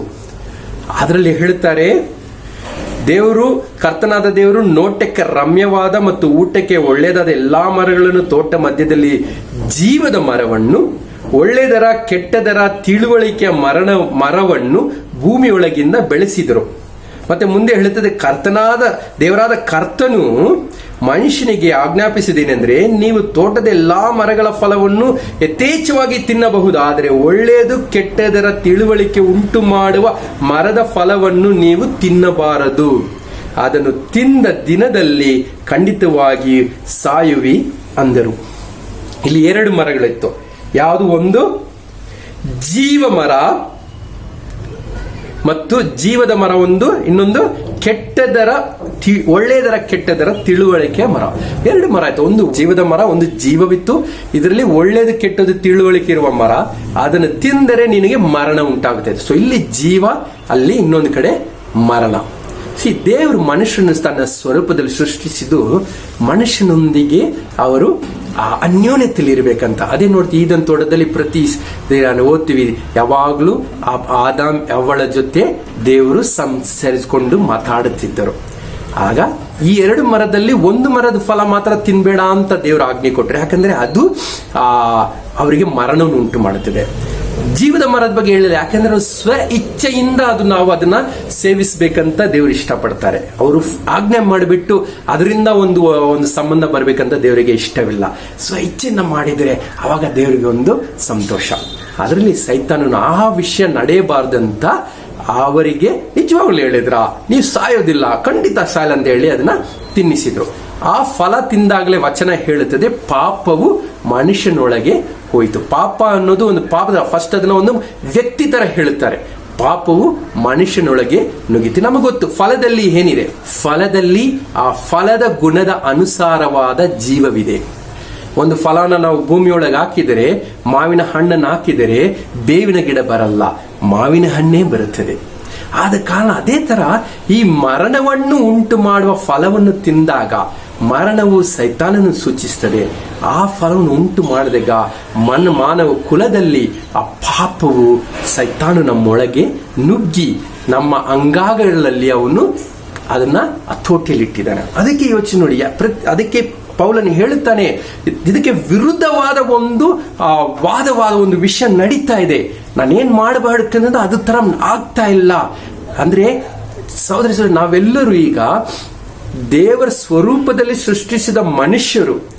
ಆದರೆ ನಮ್ಮೊಳಗೆ ಆ ಆದಾಮ್ ಮಾಡಿದ ಆ ಒಂದು ಹಣ್ಣನ್ನು ತಿಂದಿದ ಕಾರಣ ಒಳ್ಳೆಯದು ಕೆಟ್ಟದನ್ನು ತಿಂದು ಮರಣವನ್ನು ಉಂಟು ಮಾಡುವ ಮರಣಕ್ಕೆ ಸಂಕೇತವಾದ ಸೈತಾನನು ನಮ್ಮೊಳಗೆ ಬಂದು ನಮ್ಮನ್ನ ಹತೋಟಿಯಲ್ಲಿ ಇಟ್ಟಿದ್ದಾನೆ. ಹೌದಾ ಬ್ರೋ? ಖಂಡಿತವಾಗಿಯೂ. ಅದಕ್ಕೆ ಪೌಲನು ಸಹ ಹೇಳ್ತಾನೆ, ನಾನು ಏನ್ ಮಾಡ್ಬೇಕಂತ ಇಷ್ಟಪಡ್ತೀನೋ ಅದು ಮಾಡಕ್ಕಾಗಲ್ಲ, ಏನ್ ಮಾಡಕ್ಕಾಗಲ್ಲ ಅದನ್ನೇ ಮಾಡ್ತೀನಿ. ಅದಕ್ಕೆ ನಮ್ಮನ್ನು ರಕ್ಷಿಸೋರು ಯಾರು? ಅವರೇ ಹೇಳ್ತಾರೆ ಪೌಲನು, ಕರ್ತನಾದ ಕ್ರಿಸ್ತನು. ನಾವು ದೀಕ್ಷಾ ಸ್ನಾನ ತಕೊಂಡಾಗ ನಾವು ಮಾಡಿದ ಎಲ್ಲ ತಪ್ಪುಗಳನ್ನು ಕ್ಷಮಿಸಿ ತೊಳೆಯಲ್ಪಟ್ಟು ಪವಿತ್ರ ಆತ್ಮನ ವರವನ್ನು ನೀಡುತ್ತಾರೆ. ಈಗ ನಾವು ಪವಿತ್ರಾತ್ಮನ ಬಲದಿಂದ ಈ ಎಲ್ಲಾ ಒಂದು ಹೋರಾಟಗಳನ್ನು ಜಯಿಸಲು ಸಾಧ್ಯವಾಗುತ್ತದೆ. ಸೊ ಈ ಹೋರಾಟಗಳು ನಮ್ಮನ್ನು ಬಿಟ್ಟು ಹೋಗಲ್ಲ. ಅದು ಆದಿಕಾಂಡದಲ್ಲಿರುವ ಇಸ್ರಾಯೇಲ್ ಜನರಿರಲಿ, ಅದರಿಂದ ಇವತ್ತಿರುವ ಈ ತಲೆಮಾರಿನ ಜನರಿರಲಿ, ನಾವು ಏನು ಮಾಡಬೇಕು ಅದು ಬಿಟ್ಟು ದೇವರ ವಿರುದ್ಧವಾದ ವಿಷಯ ಮಾಡಬೇಕಂತಲೇ ಮನಸ್ಸಿರುತ್ತದೆ. ಆದರೆ ಪವಿತ್ರಾತ್ಮನ ಬಲದಿಂದ ನಾವು ಹೋರಾಡಬಹುದು. ಆದರೆ ಇಲ್ಲಿ ಪ್ರಾಬ್ಲಮ್ ಏನಂದ್ರೆ, ನಮ್ಮೆಲ್ಲರಿಗೂ ದೀಕ್ಷಾ ಸ್ನಾನ ಸಮಯದಲ್ಲಿ ಪವಿತ್ರಾತ್ಮನ ವರವು ಸಿಕ್ಕಿತು. ನನಗೆ ಸುಮಾರು ವರ್ಷಗಳಲ್ಲಿ ಡೌಟ್ ಇತ್ತು, ಪವಿತ್ರಾತ್ಮನ ವರವು ಬಂದ ಮೇಲೂ ಅಂದ್ರೆ ದೇವರೇ ಸ್ವತಃ ನನ್ನೊಳಗಿದ್ದಾರೆ, ಆದ್ರೂ ನಾನು ಯಾಕೆ ಹಿಂಗಿದ್ದೀನಿ? ಸೊ ಆದ ಕಾರಣ ಪವಿತ್ರಾತ್ಮ ನನ್ನೊಳಗಿಲ್ಲವೋ ಅಂತ ಒಂದು ಸಂಶಯವಿತ್ತು. ಫಾರ್ ಎಕ್ಸಾಂಪಲ್, ನೀವು ನಿಮ್ಮ ಅಜ್ಜಿಗೆ ಒಂದು ಸ್ಮಾರ್ಟ್ ಫೋನ್ ಇಸ್ಕೊಡಿ, ಒಪ್ಪೋ 9, 10 ಏನೇನಂತಿದೆ. ಓಕೆ, ಸೊ ಅದರಲ್ಲಿ ವಾಟ್ಸಪ್ ಮಾಡ್ಬೋದು, ಇಮೇಲ್ ಕಳಿಸ್ಬೋದು, ಬ್ರೌಸಿಂಗ್ ಮಾಡ್ಬೋದು. ಕೆಲವರು ಬರ್ತ್ಡೇ ಬಂದರೆ ವಿಡಿಯೋಗಳು ಮಾಡ್ತೀರಾ, ಮ್ಯೂಸಿಕ್ಗಳು ಆಡ್ತೀರಾ, ಪ್ರತಿದಿನ ಯಾರೋ ಕಳಿಸಿದ ಫಾರ್ವರ್ಡ್ ಮೆಸೇಜಲ್ಲಿ ನಿಮ್ಮ ಹೆಸರು ಹಾಕಿ ಗುಡ್ ಮಾರ್ನಿಂಗ್ ಅಂತೆಲ್ಲ ಹಾಕ್ತೀರಾ. ಬಟ್ ಅಜ್ಜಿ ಮಾಡೋಕ್ಕಾಗಲ್ಲ. ಆದ ಕಾರಣ ಅಜ್ಜಿ ಫೋನಲ್ಲಿ ಏನಾದರೂ ಪ್ರಾಬ್ಲಮ್ ಇದೆಯಾ? ಇಲ್ಲ, ಅಜ್ಜಿಯೇ ಪ್ರಾಬ್ಲಮ್. ಅದೇ ಥರ ಈ ದಿನ ನಮ್ಮೆಲ್ಲರಿಗೂ ಪವಿತ್ರಾತ್ಮನಿದ್ದಾರೆ, ಆದರೂ ನಾವು ನಮ್ಮ ಗುಣಗಳಲ್ಲಿ ಬದಲಾವಣೆ ಆಗದೆ ನಮ್ಮ ಜೀವನ ಇನ್ನೂ ಅದೇ ಥರ ಹಳೆ ಥರ ಇರುತ್ತೆ. ಇನ್ನೂ ಕೆಲವರು ಶಿಷ್ಯರಾಗಕ್ಕೆ ಮುಂಚೆ ಮಾಡದೆ ಪಾಪಗಳನ್ನ ಶಿಷ್ಯರಾದ್ಮೇಲೆ ಮಾಡ್ತೀವಿ. ನಾನು ಮಾಡಿದ್ದೀನಿ. ಆದ ಕಾರಣ ಪವಿತ್ರಾತ್ಮ ನಮ್ಮೊಳಗೆ ಇಲ್ಲ ಅಂತಿಲ್ಲ. ಪವಿತ್ರಾತ್ಮನ ಯಾವ ರೀತಿ ನಾವು ಉಪಯೋಗಿಸಿಕೊಳ್ಳಬೇಕು, ಆತನ ಬಲವನ್ನು ಯಾವ ರೀತಿ ನಾವು ತೆಗೆದುಕೊಳ್ಳಬಹುದು, ಆತನ ಬಲದಿಂದ ಯಾವ ರೀತಿ ಜೀವಿಸಬಹುದು ನಾವು ಕಲಿತಿಲ್ಲ. ಅದಕ್ಕೆ ನಾವು ಮೊದಲನೇ ಅಂಶ ಹೇಳಿದಲ್ಲ, ದೇವರ ಮೇಲೆ ಅವಲಂಬಿಸಿರುವುದನ್ನು ಬೆಳೆಸಿಕೊಳ್ಳಬೇಕು. ಅದಕ್ಕೆ ಖಂಡಿತವಾಗಿಯೂ ಪವಿತ್ರಾತ್ಮನ ಬಗ್ಗೆ ಕಳೆದ ವಾರನೂ ಕಿರಣ್ ಸೋದರ ಹೇಳಿದ್ರು ಈ ಅಬೌಟ್ ಪವಿತ್ರಾತ್ಮನ ತುಂಬಿ ಬೆಳೆಯೋದಂದ್ರೆ, ಇವತ್ತು ಸಹ ನಾವು ದೇವರ ಮೇಲೆ ಅವಲಂಬನೆ ಹೊಂದೋದಕ್ಕೆ ಪವಿತ್ರಾತ್ಮನ ಸಹಾಯನ ಪಡೆದುಕೊಳ್ಳಬಹುದು. ಅದಕ್ಕೆ 4 ವಿಷಯಗಳು: ಅ ಇ. ಓಕೆ, ಅರಿಯಿರಿ. ಪವಿತ್ರಾತ್ಮನ ಬಗ್ಗೆ ಅರಿಯಬೇಕು. ನಾನು ಮಾಡಿದ ತಪ್ಪು, ಬರೀ ಶಿಷ್ಯರು ಮಾಡೋದ್ ಬಗ್ಗೆನೇ ಯೋಚಿಸ್ತಿದ್ದೇನೆ ಹೊರತು ನಾವೇ ಸರಿಯಾದ ಸಭೆ, ಬೇರೆ ಯಾವ ರೀತಿ ಅವರು ನಿಜವಾದ ಸಭೆ ಇಲ್ಲ ಅಂತ ಪ್ರೂವ್ ಮಾಡೋದ್ರಲ್ಲಿ ನಾನು ಸಮಯನ ಕಳೆದ್ಬಿಟ್ಟು ಪವಿತ್ರಾತ್ಮನ ಬಗ್ಗೆ ಅರಿಯುವುದನ್ನ ನಾನು ಬಿಟ್ಟುಬಿಟ್ಟೆ. ಕೆಲವರು ಅನ್ಯ ಭಾಷೆಯಲ್ಲಿ ಮಾತಾಡೋದು, ಅದ್ಭುತ ಕಾರ್ಯಗಳು ಮಾಡೋದು, ದೆವ್ವ ಬಿಡಿಸೋದು, ಇದೆಲ್ಲ ಯಾವ ರೀತಿ ಬೈಬಲ್ ಅನುಗುಣವಾಗಿಲ್ಲ, ಯಾಕೆ ಅದು ಸರಿ ಇಲ್ಲ ಅಂತ ಆ ರೀತಿಯ ವಿಷಯಗಳೇ ಹೆಚ್ಚಾಗಿ ನಾನು ಅಧ್ಯಯನ ಮಾಡ್ತಿದ್ದೇನೆ ಹೊರತು ಪವಿತ್ರಾತ್ಮನ ಬಗ್ಗೆ ಅಧ್ಯಯನ ಮಾಡೋದನ್ನ ಬಿಟ್ಟುಬಿಟ್ಟೆ.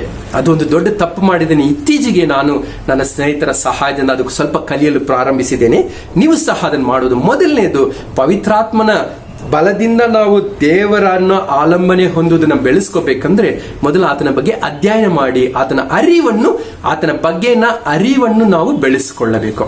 ಸೊ ಮೊದಲನೇದು ಅರಿವು. ಆಸೆ ಪಡೋಣ.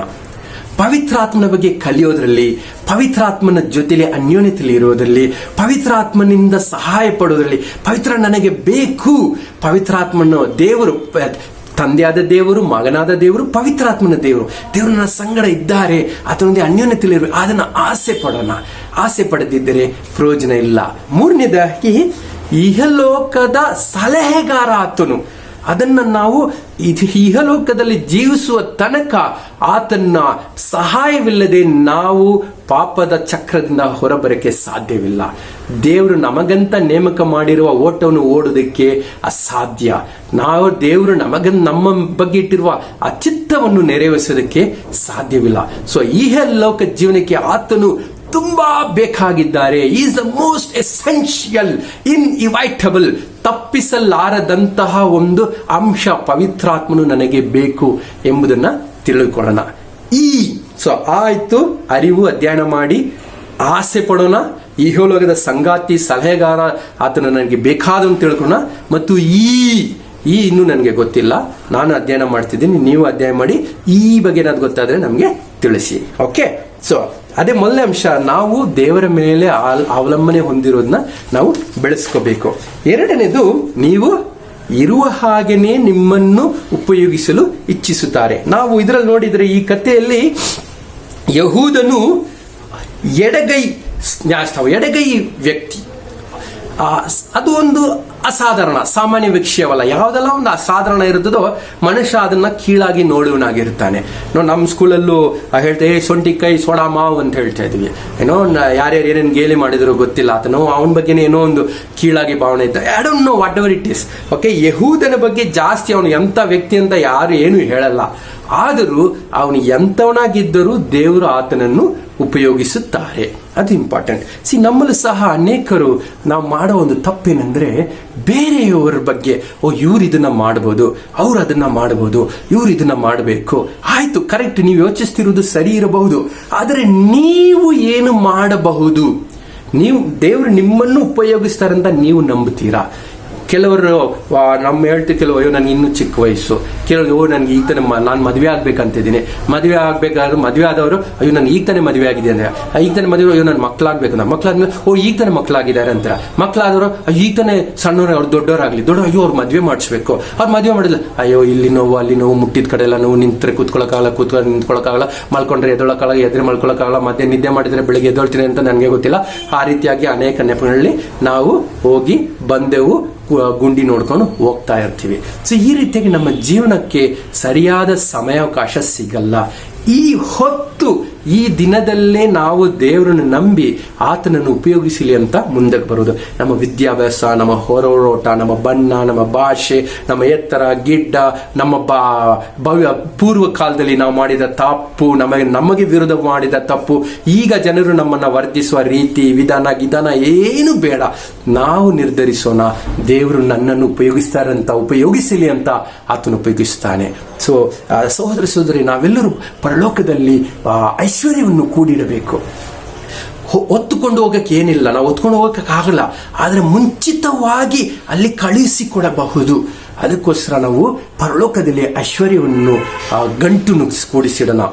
ಯೇಸು ಯಾವತ್ತು ನಮ್ಮ ಬಗ್ಗೆ ನೀವು ಇದು ನಿಮಗೋಸ್ಕರ ಇದು ಮಾಡಿ ಅಂತ ಹೇಳಲ್ಲ, ಒಂದೇ ಕಡೆ ಹೇಳ್ತಾರೆ ನಿಮಗೋಸ್ಕರ ಪರಲೋಕದಲ್ಲಿ ಗಂಟನ್ನು ಮಾಡಿ ಇಟ್ಟುಕೊಳ್ಳಿ ಅಂತ ಯೇಸು ನಮಗೆ ಹೇಳಿರುತ್ತಾರೆ. ಅದಕ್ಕೋಸ್ಕರ ಅದನ್ನು ಮಾಡೋಣ. ನಾವು ನನ್ನ ಅನುಭವದಲ್ಲಿ ಸಭೆಯಲ್ಲಿ ಸುಮಾರು 29 ವರ್ಷಗಳ ಕಾಲ ನಡೀತಿದೆ. ಇದರಲ್ಲಿ ನಾನು ತುಂಬಾ ದಿಗ್ಭ್ರಮೆ ಹೊಂದಿದ ವ್ಯಕ್ತಿ ಯಾರಂದ್ರೆ ಸಂತೋಷ್ ಕಾಲೇಜ್ ಹೋಗಿಲ್ಲ, 10th ಸ್ಟ್ಯಾಂಡರ್ಡ್ ಮುಗಿಸಿದ್ರೇನೋ ಗೊತ್ತಿಲ್ಲ, ಅವ್ರಿಗೆ ಇಂಗ್ಲಿಷ್ ಸರಿಗೆ ಬರ್ತಿರ್ಲಿಲ್ಲ. ಅವರು ವಾಸಿದ ಜಾಗ ಒಂದು ಹಿಂದುಳಿದ ಒಂದು ಸಣ್ಣ ಕೊಳಚೆ ಪ್ರದೇಶ ತರ. ಈ ರೀತಿಯಾಗಿ ಅವ್ರು ಮಾಡುವ ಕೆಲಸ ಗಾರೆ ಕೆಲಸ ಅಂತ ಹೇಳೋದು, ಟೈಲ್ಸ್ ಹಾಕೋದು, ಒಂದು ಸಿವಿಲ್ ಇದರಲ್ಲಿ ಅನೇಕ ಸಮಯದಲ್ಲಿ ನಾನು ನೋಡಿದ ಅನೇಕರು ಆತನ ಹೇಳಿವಾದ ಕೆಲವು ಇಂಗ್ಲಿಷ್ ಪದಗಳನ್ನ ಅವನ ಜೋಕ್ ಮಾಡಿ ಅವನ ಗೇಲಿ ಮಾಡಿರೋದು, ಅದು ಅವನಿಗೆ ಗೊತ್ತಿರಲಿಲ್ಲ ಅವ್ರು ನನ್ನ ಗೇಲಿ ಮಾಡ್ತಿದ್ದಾರಂತ. ಆ ರೀತಿಯಾಗಿ ನೋಡಿದ್ದೀನಿ. ಒಮ್ಮೆ ನಾನು ನೋಡಿದೆ, ಒಬ್ಬ ಸ್ವಲ್ಪ ಹೆಚ್ಚಿಗೆ ಓದಿರೋನು ನಿನಗೆ ಏನ್ ಅರ್ಹತೆ ಇದೆ ನನ್ನ ಹತ್ರ ಮಾತಾಡಕ್ಕೆ ಅಂತ ನಾ ಮುಖ್ಯ ಕೊಡದಂಗೆ ಮಾತಾಡಿದ. ಒಬ್ಬ ಲೀಡರ್ ಅವ್ನಿಗೆ ಹೇಳ್ದ, ನೀನ್ ಕಂಡ್ರೆ ನನ್ಗೆ ಉರಿಯುತ್ತೆ, ನೀನ್ ಕಂಡ್ರೆ ಅಸಹ್ಯ ಅನ್ನಿಸ್ತದೆ. ಯಾಕೆಂದ್ರೆ ಸಂತೋಷ್ ಮಾಡುವ ಪ್ರತಿಯೊಂದು ವಿಷಯದಲ್ಲಿ ಆತನು ಬೆಳೀತಾನೆ ಇರ್ತಾನೆ. ಅವ್ನು ಮಾಡಿದ ಮಿನಿಸ್ಟ್ರಿಯಲ್ಲಿ ಡಬಲ್ ಆಗುತ್ತೆ, ಅವ್ನು ಮಾಡುವ ಕೆಲಸವೂ ಉದ್ಧಾರ ಆಗ್ತಿರ್ತಾರೆ. ಸೊ ಈ ರೀತಿಯಾಗಿ ಇದ್ದರೂ ಸಹ ಸಂತೋಷ ಜೀವನದಲ್ಲಿ ನಾನೇನ್ ನೋಡ್ತೀನಿ ಅಂದ್ರೆ, ಆತನು ನಾನು ಹೇಗಿದ್ದೇನೋ ದೇವರು ನನ್ನ ಹಾಗೆ ಉಪಯೋಗಿಸ್ತಾರಂತ ನಂಬುತ್ತಾರೆ. ಸೊ ಆತನಲ್ಲಿ ಇರುವ ಒಂದು, ನಾನು ಮೊದಲನೇ ಆರಂಭದಲ್ಲಿ ಅನೇಕ ವರ್ಷಗಳಲ್ಲಿ ನಾನು ನೋಡಿದ ತಕ್ಷಣ ಮೊದಲನೇ ವಿಷಯ ನೋಡಿದ್ದು, ದೇವರಲ್ಲಿ ಭಯಭಕ್ತಿ ಇದೆ, ದೇವರ ವಾಕ್ಯವನ್ನು ಪ್ರೀತಿಸ್ತಾರೆ, ಹಣಕಾಸಿನ ವಿಷಯದಲ್ಲಿ ತುಂಬಾ ನೀತಿವಂತನಾಗಿರುತ್ತಾರೆ, ಎಲ್ಲರನ್ನು ರೆಸ್ಪೆಕ್ಟ್ ಮಾಡ್ತಾರೆ. ನನಗೆ ಅವರೇ ಹೇಳಿಕೊಟ್ಟದು, ಎಲ್ಲರನ್ನು ಬ್ರದರ್, ಸಹೋದರ, ಅಣ್ಣ ಆ ರೀತಿಯಾಗಿ ಕರಿ ಅಂತ. ಇಲ್ಲಾಂದ್ರೆ ನನಗೆ ಮರ್ಯಾದೆಯಾಗಿ ಮಾತಾಡ್ಸೋ ಗೊತ್ತಾಗ್ತಿರ್ಲಿಲ್ಲ. ಯಾರನ್ನ ತಪ್ಪುಗಳನ್ನು ತಿದ್ದಬೇಕಾದ್ರೂ ಗೌರವದಿಂದ, ಗಾಡ್ಲಿನೆಸ್ ಇಂದ, ದೈವ ಭಕ್ತಿಯಿಂದ, ಭಯಭಕ್ತಿಯಿಂದ ಅವ್ರನ್ನ ತಿದ್ದಬೇಕು ಅಂತಂದಿದ್ರು. ಅದ ಕಾರಣ ಇವತ್ತು ನೋಡ್ತೀನಿ, ದೇವರು ಆತನು ಒಬ್ಬ ಸಭೆಯ ಎಲ್ಡರಾಗಿ ಬೆಳೆಸಿದ್ದಾರೆ, ಸಭಾ ಹಿರಿಯರಾಗಿ. ಇಷ್ಟು ದೊಡ್ಡ ಸಭೆಯಲ್ಲಿ ಎಷ್ಟೊಂದು ಡಾಕ್ಟರ್ ರೇಂಜ್ ಇರ್ಬೋದು, ಲಾಯರ್ ಇರ್ಬೋದು, CAಗಳು ಇರ್ಬೋದು, ಎಂಜಿನಿಯರ್ ಇರ್ಬೋದು, ಕಂಪ್ಯೂಟರ್ ಗೊತ್ತಿರೋ ಇರ್ಬೋದು, ಇಂಗ್ಲಿಷ್ ಟು ಮಾತಾಡೋರು ಇರ್ಬೋದು, ಎಂಥವ್ರು ಇದ್ದಾರೆ. ಅವರ ಮಧ್ಯದಲ್ಲಿ ಈ ದಿನ ಅವರನ್ನ ಎಲ್ಡರ್ ಆಗಿ ಬೆಳೆಸಿ, ಹಿರಿಯರಾಗಿ ಬೆಳೆಸಿ, ಆತನು ಸಭೆಯಲ್ಲಿರುವ ಪ್ರತಿಯೊಂದು, ಆತನು ಅದರ ಜೊತೆ ಸಹ ಹಿರಿಯರು, ಅಲ್ಲಿರುವ ಎಲ್ಲ ಸಭೆಯಲ್ಲಿರುವ ನಾವು ನೀನು ನೋಡಿ ಕೋಪಗೊಳ್ಳುವ ಎಲ್ಲಾ ವಿಷಯಗಳನ್ನು ಸಮಾಧಾನದಿಂದ, ವಿಶ್ವಾಸದಿಂದ, ನಂಬಿಕೆಯಿಂದ, ಗೌರವದಿಂದ ತಿದ್ದಿಕೊಂಡು ಬರುತ್ತಿದ್ದಾರೆ. ಅದು ನೋಡಿದ್ರೆ ಈ ವಚನ ನನಗೆ ತುಂಬಾ ನಿಜ ಅನಿಸ್ತದೆ. ದೇವರು ಖಂಡಿತವಾಗಿ ನಾವು ಹೇಗಿದ್ದೇವೋ ಹಾಗೆ ನಮ್ಮನ್ನು ಉಪಯೋಗಿಸ್ತಾರೆ. ನೀವು ಉಪಯೋಗಿಸಲ್ಪಡೋದಕ್ಕೆ ಇಷ್ಟಪಡಬೇಕು.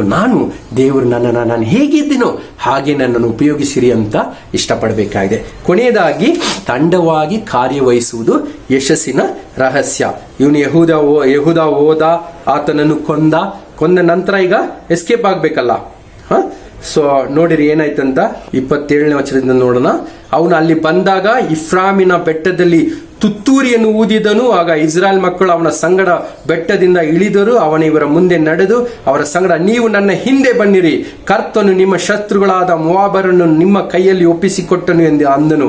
ಅವರು ಅವನ ಹಿಂದೆ ಬಂದು ಮೊವಾಬರಿಗೆ ಎದುರಾದ ಯೊರ್ದಾನಿನ ರೇವುಗಳನ್ನು ಹಿಡಿದು ಒಬ್ಬನಾದರೂ ದಾಟಗೊಡದೆ ಮೊವಾಬರಲ್ಲಿ ಹೆಚ್ಚು ಕಡಿಮೆ 10,000 ಜನರನ್ನು ಹತ ಮಾಡಿರು. ಅವರೆಲ್ಲರೂ ಕೊಬ್ಬಿನವರು, ಪರಾಕ್ರಮಿಗಳು ಆಗಿದ್ದರು.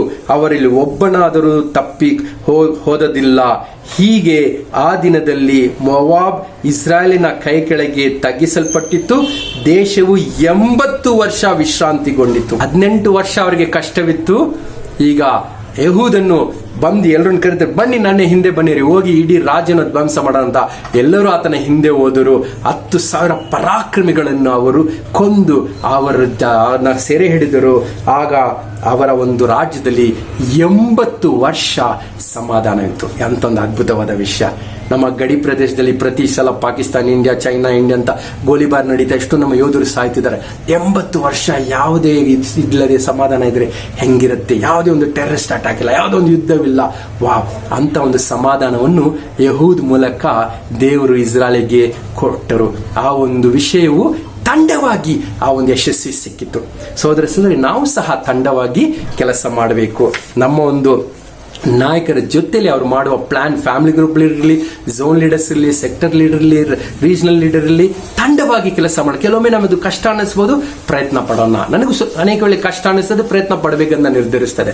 ಅದೇ ಸಮಯ ಮುಖಂಡರಾದ ನಾವು ಮುನ್ನಿದ್ದು ನಾವು ಕೆಲಸ ಮಾಡಬೇಕು. ಯಹೂದೆಲ್ಲ ನೀವೆಲ್ಲ ಹೋಗಿ ಸಾಯಿಸೋಣ, ಆತನು ಮುಂದೆ ಹೋದನು, ಆತನು ಧೈರ್ಯ ಮಾಡಿದನು, ಆತನು ರಿಸ್ಕ್ ತಗೊಂಡು, ಆತನನ್ನ ಪ್ರಾಣವನ್ನು ಒತ್ತೆ ಇಟ್ಟು ಆ ಇಗ್ಲಾನ್ ಆ ಅರಸನನ್ನು ಕೊಂದು ಬಂದನು. ಆತನು ಎಲ್ಲರಿಗಿಂತ ಹೆಚ್ಚಿನ ಒಂದು ಕಾರ್ಯ ಮಾಡಿದ ಕಾರಣ ಎಲ್ಲರಿಗೂ ಧೈರ್ಯ, ಸ್ಫೂರ್ತಿ ಬಂದಿತ್ತು ಆತನ ಹಿಂದೆ ಹೋಗಕ್ಕೆ. ಸೊ ನೀವು ಸಹ ಬರೀ ಮುಖಂಡರಾದ ನಾವು ಬರೀ ಭಾಷಣ ನೀಡಿದರೆ ಸಾಕಲ್ಲ, ಅವರಿಗಿಂತ ಹೆಚ್ಚಾದ ವಿಶ್ವಾಸದ ಒಂದು ಕೆಲಸ ಮಾಡಿ ತೋರಿಸಿದರೆ ಖಂಡಿತವಾಗಿ ನಮ್ಮ ಶಿಷ್ಯರು ಸಹ ಎಲ್ಲರೂ ಒಟ್ಟಾಗಿ ಬಂದು ಕ್ರಿಸ್ತನಿಗೋಸ್ಕರ ಯಶಸ್ಸನ್ನು ನಾವು ಕಾಣಬಹುದು. ಸೊ ಸೋದರಿ ಈ ದಿನ ನಾವು ಕಂಡೆವು, ಯೆಹೂದನು ಎಡಗೈ, ನ್ಯಾಯಸ್ಥಾಪಕನು 3 ವಿಷಯಗಳು ದೇವರ ಮೇಲೆ ಅವಲಂಬಿಸುವುದನ್ನು ಬೆಳೆಸಿಕೊಳ್ಳೋಣ. ಅದಕ್ಕೆ ಮೂಲ ಬಲ, ಮೂಲ ಕಾರಣ ಅದರ ಹೆಂಗ್ ಮಾಡಬಹುದು ಅಂದ್ರೆ ಪವಿತ್ರಾತ್ಮನ ಸಹಾಯದಿಂದ. ಸೊ ಆತನ ಅರಿವನ್ನು ಹೊಂದೋಣ, ಆಸೆ ಪಡೋಣ. ಈ ಲೋಕದಲ್ಲಿ ಆತನೊಬ್ಬನೆಂದಲೇ ನಾವು ಆತ್ಮಿಕ ಜನ ಜಯಿಸಬಹುದಂತ ನಂಬಿಕೆ ನಮ್ಮಲ್ಲಿ ಇರಲಿ. ಎರಡನೇದಾಗಿ, ನೀವು ಹೇಗಿದ್ದರೋ ಹಾಗೆ ನಿಮ್ಮನ್ನು ಉಪಯೋಗಿಸಲು ದೇವರು ಇಚ್ಛಿಸ್ತಾರೆ. ಸೊ ಆದ ಕಾರಣ ನಿಮ್ಮನ್ನು ಇವತ್ತು ಯಾತಕ್ಕೋಸ್ಕರ ಇಷ್ಟಪಡ್ತಾರಂತ ಕಳೆದ ವಾರಗಳಲ್ಲಿ ನಾವು ಕಲಿತು ದೇವರು ನಮ್ಮನ್ನು ಕರೀತಿದ್ದಾರೆ. ಯಾತಕ್ಕೋಸ್ಕರ ಕರೀತಿದ್ದಾರೆ ಇದ್ರ ಬಗ್ಗೆ ಮತ್ತೆ ಯೋಚಿಸೋಣ. ಮೂರನೇದಾಗಿ, ತಂಡವಾಗಿ ನಾವು ಕಾರ್ಯವಹಿಸರೆ ಯಶಸ್ಸು ಖಂಡಿತವಾಗಿ ಅದೇ ಯಶಸ್ಸಿನ ರಹಸ್ಯವಾಗಿದೆ. ನಾಯಕರಾದ ನಾವು ವಿಶ್ವಾಸದಿಂದ ಒಂದು ದೊಡ್ಡ ಕಾರ್ಯವನ್ನು ಮಾಡೋಣ. ಖಂಡಿತವಾಗಿ ನಮ್ಮ ಎಲ್ಲ ಸದಸ್ಯರು ನಮ್ಮ ಹಿಂದೆ ಬಂದು ಕರ್ತನಿಗೋಸ್ಕರ ಅನೇಕ ಕಾರ್ಯಗಳನ್ನ ಮಾಡಬಹುದು. ದೇವರು ನಮ್ಮನ್ನೆಲ್ಲ ಆಶೀರ್ವದಿಸಿರಿ. ಆಮೆನ್. ಈ ಒಂದು ಸಮಯದಲ್ಲಿ ನಾವು ಕರ್ತನ ಭೋಜನದಲ್ಲಿ ಪಾಲ್ಗೊಂಡಿದ್ವಿ, ಅದಕ್ಕೋಸ್ಕರ ಪ್ರಾರ್ಥಿಸೋಣ. ಪರಲೋಕದ ತಂದೆ ಅಪ್ಪ ಸ್ವಾಮಿ, ಒಂದು ಅದ್ಭುತವಾದ ಸಮಯ ಕೊಟ್ಟದಕ್ಕೆ ಸ್ತೋತ್ರ. ಈ ಒಂದು ಸಮಯದಲ್ಲಿ ಎಡಗೈ ನ್ಯಾಯಸ್ಥಾಪಕನಾದ ಯಹೂದನ ಜೀವನದಲ್ಲಿ ಕಲಿತೆವು. ಆ ಕಾಲದಲ್ಲಿ ಎಷ್ಟೊಂದು ಇಸ್ರಾಯೇಲ್ ಜನರು ಪಾಪಕ್ಕೆ ಮತ್ತೆ ಮತ್ತೆ ಮರಳಿ ಹೋಗುತ್ತಿದ್ದರು. ನಾವು ಸಹ ಆ ರೀತಿ ಮರಳಿ ಹೋಗ್ತಾ ಇದ್ವಿ. ಪೌಲನು ಸಹ ಅದರಲ್ಲಿ ನರಳುತ್ತಿದ್ದನು. ಯಾರು ನನ್ನನ್ನು ಇದರಿಂದ ರಕ್ಷಿಸೋದು ಅಂತ ಅವನು ಯೋಚಿಸಿದಾಗ ಕ್ರಿಸ್ತನಿಂದನೇ. ಅಪ್ಪ ಸ್ವಾಮಿ, ನಮ್ಮನ್ನು ನೀವು ನಿಮ್ಮ ಸ್ವರೂಪದಲ್ಲಿ ಸೃಷ್ಟಿಸಿದರೂ ಆ ಒಂದು ಒಳ್ಳೆಯದು ಕೆಟ್ಟದನ್ನು ತಿಂದರೆ ಅರಿವಿನ ಹಣ್ಣು ಮರಣ ಉಂಟು ಮಾಡುವುದನ್ನು ತಿಂದು ಅದರ ಮುಖಾಂತರ ಮರಣಕ್ಕೆ ನಾವು ಒಳಗಾಗಿದ್ದೀವಿ, ಸೈತಾನಿನ ಹತೋಟಿಗೆ ಒಳಗಾಗಿದ್ದೀವಿ. ಅದನ್ನು ನಮ್ಮ ರಕ್ಷಿಸೋದಕ್ಕೆ ಕರ್ತನಾದ ಯೇಸು ಕ್ರಿಸ್ತನು ಆ ಶಿಲುಬೆ ಮರದ ಮೇಲೆ ಪ್ರಾಣವನ್ನು ಬಿಟ್ಟಿದ್ದಕ್ಕೆ ಸ್ತೋತ್ರ. ಆತನ ಆ ಒಂದು ಶರೀರಕ್ಕೆ ಸಾದೃಶ್ಯವಾದ ದ್ರಾಕ್ಷರಸವನ್ನು ತೆಗೆದುಕೊಳ್ಳುವಾಗ ಅಪ್ಪ ಸ್ವಾಮಿ, ಮತ್ತೊಮ್ಮೆ ನಾವು ನಮ್ಮ ಮನಸ್ಸನ್ನು, ನಮ್ಮ ಹೃದಯವನ್ನು, ನಮ್ಮ ಆಲೋಚನೆಗಳನ್ನು, ನಮ್ಮ ಜ್ಞಾನವನ್ನು, ಅರಿವನ್ನು ನಿಮ್ಮ ಮೇಲೆ, ನೀವು ನಮಗೋಸ್ಕರ ಮಾಡುತ್ತಿರುವ ವಿಷಯಗಳ ಮೇಲೆ ನಾವು ಇಡೋದಕ್ಕೆ ಸಹಾಯ ಮಾಡಿರುತ್ತಂದೆ. ಈ ಲೋಕದವರಂತೆ ನಾವು ಸಾಧಾರಣ ಜೀವನ ಜೀವಿಸದೆ ನಾವು ತಿಳುವಳಿಕೆ ಬೆಳಕಿನ ಜನರಾಗಿ ಜೀವಿಸಕ್ಕೆ ಸಹಾಯ ಮಾಡಿರಿ.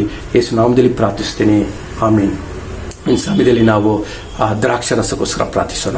ಪರಲೋಕದ ತಂದೆ ಅಪ್ಪ ಸ್ವಾಮಿ, ನಮ್ಮ ಒಂದು ಪಾಪಗಳನ್ನು ತೊಳೆಯೋದಕ್ಕೋಸ್ಕರ ನೀವು ನಿಮ್ಮ ಒಂದು ರಕ್ತವನ್ನು ಸುರಿಸೋದಕ್ಕೆ ಸ್ತೋತ್ರ ತಂದೆ. ಆ ಕಲ್ವಾರಿ ಕ್ರೂಜ್ ಮೇಲೆ ಮರಣವನ್ನು ಗೆದ್ದು ಅದರ ಮುಖಾಂತರ ನಂತರ ಪುನರುತ್ಥಾನ ಹೊಂದಿ ಪವಿತ್ರಾತ್ಮನು ನಮಗೆ ಕಳಿಸಿಕೊಟ್ಟಿದ್ದೀರಾ ತಂದೆ. ನಾವು ಪರಿಶುದ್ಧ ಜೀವನವನ್ನು ಜೀವಿಸೋದಕ್ಕೂ ನಿಮ್ಮ ಮೇಲೆ ಅವಲಂಬಿತವಾದ ಒಂದು ಭಾವನೆಯನ್ನು, ಗುಣವನ್ನು ಬೆಳೆಸಿಕೊಳ್ಳೋದಕ್ಕೂ ಸಹಾಯ ಮಾಡಿರಿ ತಂದೆ. ಅಪ್ಪ ಸ್ವಾಮಿ, ಪವಿತ್ರಾತ್ಮನು ಈ ದಿನ ನಮ್ಮ ಜೊತೆಲಿ ಇರೋದ್ರಿಂದ ನಮಗೆ ಈ ಇಹಲೋಕದಲ್ಲೂ ಒಂದು ದೈವಿಕ ಜೀವನ ಜೀವಿಸಲಿಕ್ಕೆ ಅವಕಾಶವಿದೆ. ಅಪ್ಪ ಸ್ವಾಮಿ, ಪವಿತ್ರಾತ್ಮನು ನಮ್ಮೊಳಗೆ ಬರೋದಕ್ಕೆ ಕಾರಣ ನೀವು ಸತ್ತು ಎದ್ದು ಬಂದಿದ್ದ ಕಾರಣ ತಂದೆ. ಅದಕ್ಕೋಸ್ಕರ ನಿಮ್ಮ ಒಂದು ಮರಣಕ್ಕೋಸ್ಕರ ಸ್ತೋತ್ರ ಹೇಳುತ್ತೇವೆ. ಅಪ್ಪ ಸ್ವಾಮಿ, ದ್ರಾಕ್ಷರಸನ್ನು ತೆಗೆದುಕೊಳ್ಳುವಾಗಲೂ ಸಹ ನಮ್ಮಲ್ಲಿ ಒಂದು ಆಳವಾದ ನಿರ್ಧಾರವನ್ನು ಮಾಡಿ, ನೀವು ಯಾತಕ್ಕೋಸ್ಕರ ಸತ್ತು ಅಪ್ಪ ಸ್ವಾಮಿ, ಯಾತಕ್ಕೋಸ್ಕರ ಪವಿತ್ರಾತ್ಮನನ್ನು ನಮಗೆ ವರವಾಗಿ ನೀಡಿದಿರೋ ಆತನನ್ನು ನಾವು ಉಪಯೋಗಿಸಿಕೊಂಡು ಆತನ ಸಂಗಡ ನಾವು ಜೊತೆಯಲ್ಲಿ ಇದ್ದು ಈ ಇಹಲೋಕದ ಜೀವನವನ್ನು ನಿಮ್ಮ ಚಿತ್ತದ ಅನುಸಾರ ಜೀವಿಸೋದಕ್ಕೆ ಸಹಾಯ ಮಾಡಿರಿ. ಯೇಸುವಿನ ನಾಮದಲ್ಲಿ ಪ್ರಾರ್ಥಿಸುತ್ತೇವೆ, ಆಮೇನ್.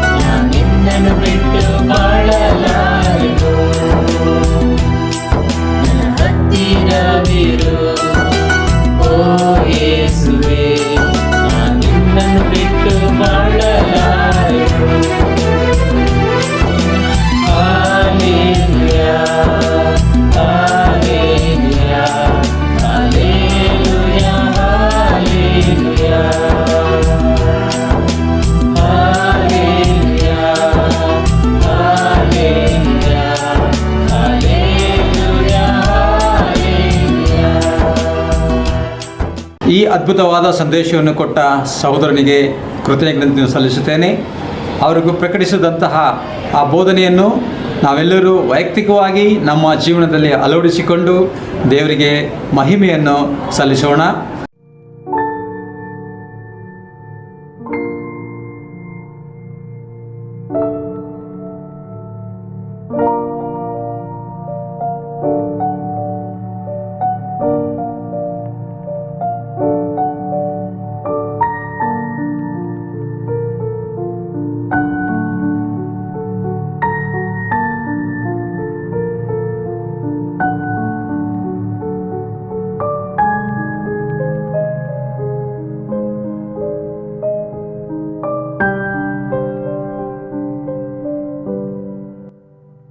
very painful to lose a member of our family, especially a dear loved one. We never want to lose them. Many of us lost our family members or people we know since the pandemic in 2020. I made this video as a tribute to those saints who went to be with the Lord since January of 2020. What better way than to remember them by on how they lived when they lived among us. Here is the tribute to them.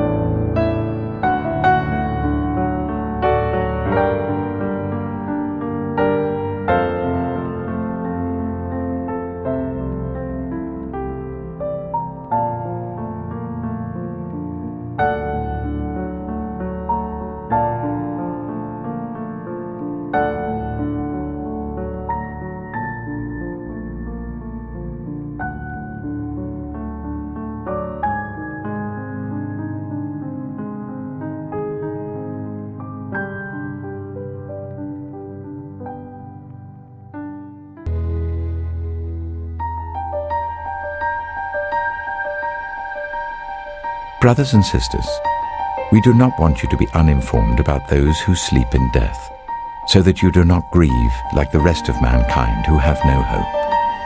For we believe that Jesus died and rose again, and so we believe that God will bring with Jesus those who have fallen asleep in him. According to the Lord's word, we tell you that we who are still alive, who are left until the coming of the Lord, will certainly not precede those who have fallen asleep. For the Lord himself will come down from heaven with a loud command, with the voice of the archangel and with the trumpet call of God, and the dead in Christ will rise first. After that, we who are still alive and are left will be caught up together with them in the clouds to meet the Lord in the air. And so we will be with the Lord forever.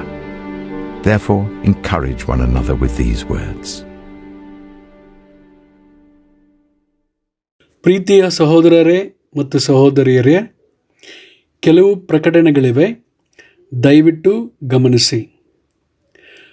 ಪ್ರತಿ ಭಾನುವಾರ ಬೆಳಗ್ಗೆ 9:30 YouTube ಲಿಂಕ್ಗಳ ಮೂಲಕ ಕನ್ನಡ ಆರಾಧನೆ ನಡೆಯುತ್ತದೆ.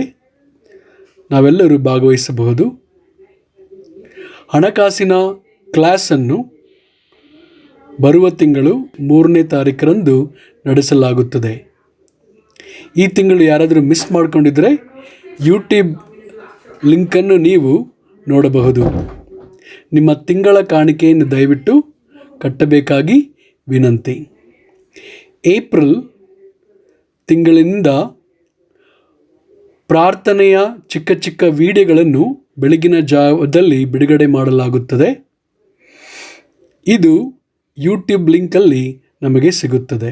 ಇಡೀ ಪ್ರಪಂಚಾದ್ಯಂತ Covid ಕೇಸ್ಗಳು ಹೆಚ್ಚುತ್ತಾ ಇದೆ. ಕೆಲವು ಶಿಷ್ಯರಿಗೂ ಕೂಡ ಕೋವಿಡ್ ಪಾಸಿಟಿವ್ ಆಗಿದೆ. ಅದಕ್ಕಾಗಿ ದಯವಿಟ್ಟು ಪ್ರಾರ್ಥಿಸಿ. ಆಮೇನ್. ಪ್ರಾರ್ಥನೆಯ ಮುಖಾಂತರ ಈ ಆರಾಧನೆಯನ್ನು ಕೊನೆಗೊಳಿಸೋಣ. ಪ್ರಾರ್ಥಿಸೋಣ. ಸರ್ವಶಕ್ತನಾದ ದೇವರೇ, ಕರ್ತನೇ, ಮಹೋನ್ನತನೇ, ಈ ಒಂದು ಅದ್ಭುತವಾದ ಸಂದೇಶಕ್ಕಾಗಿ ನಿಮಗೆ ಸ್ತೋತ್ರಗಳನ್ನು ಸಲ್ಲಿಸ್ತೇನೆ. ಖಂಡಿತವಾಗಿ ದೇವರು, ನಾವೆಲ್ಲರೂ ಈ ಒಂದು ಸಂದೇಶದಿಂದ ವೈಯಕ್ತಿಕವಾಗಿ ಕಲಿತು ಅದನ್ನು ನಮ್ಮ ಜೀವನದಲ್ಲಿ ಅಳವಡಿಸಿಕೊಂಡು ಸ್ವಾಮಿ, ನಾವೆಲ್ಲರೂ ನಿಮ್ಮ ಒಂದು ರಾಜ್ಯದ ಕನಸುಗಳನ್ನು ಕಟ್ಟಿ ಜೀವಿಸಲಿಕ್ಕೆ ಸಹಾಯ ಮಾಡಿ ನಮ್ಮನ್ನು ಪ್ರಾರ್ಥಿಸ್ತೇನೆ. ಕರ್ತನೆ, ಖಂಡಿತವಾಗಿ ದೇವರೇ, ಹೊಸದಾಗಿ ಬಂದಿರುವಂಥ ಸಹೋದರಿಯನ್ನು ಮುಟ್ಟಿ ಆಶೀರ್ವದಿಸಿ ದೇವರೇ, ಅವರ ಹೃದಯಗಳು ತಂದೆ ತೆರೆದ ಹೃದಯವಂತರಾಗಿದ್ದು ನಿಮ್ಮ ವಚನಗಳನ್ನು ಅಂಗೀಕರಿಸಿಕೊಂಡು ಸ್ವಾಮಿ, ಅವರ ಜೀವನವನ್ನು ಬದಲಾಯಿಸಿಕೊಳ್ಳಲಿಕ್ಕೆ, ಅವರ ತೀರ್ಮಾನಗಳನ್ನು ಕೈಗೊಳ್ಳಲಿಕ್ಕೆ ಸಹಾಯ ಮಾಡಿ. ಈ ಒಂದು ಅದ್ಭುತವಾದ ಸಂದೇಶವನ್ನು ನೀವು ಆಶೀರ್ವದಿಸಿದ್ದಕ್ಕಾಗಿ ನಿಮಗೆ ಸ್ತೋತ್ರಗಳನ್ನು ಸಲ್ಲಿಸುತ್ತಾ ಎಲ್ಲ ಪ್ರಾರ್ಥನೆ ಮತ್ತು ವಿಜ್ಞಾಪನೆಗಳನ್ನು ರಕ್ಷಕನೂ ಕರ್ತನೂ ಆದ ಯೇಸುವಿನ ಪರಿಶುದ್ಧ ನಾಮದಲ್ಲಿ ಪ್ರಾರ್ಥಿಸ್ತೇನೆ ತಂದೆಯೇ. ಆಮೇನ್.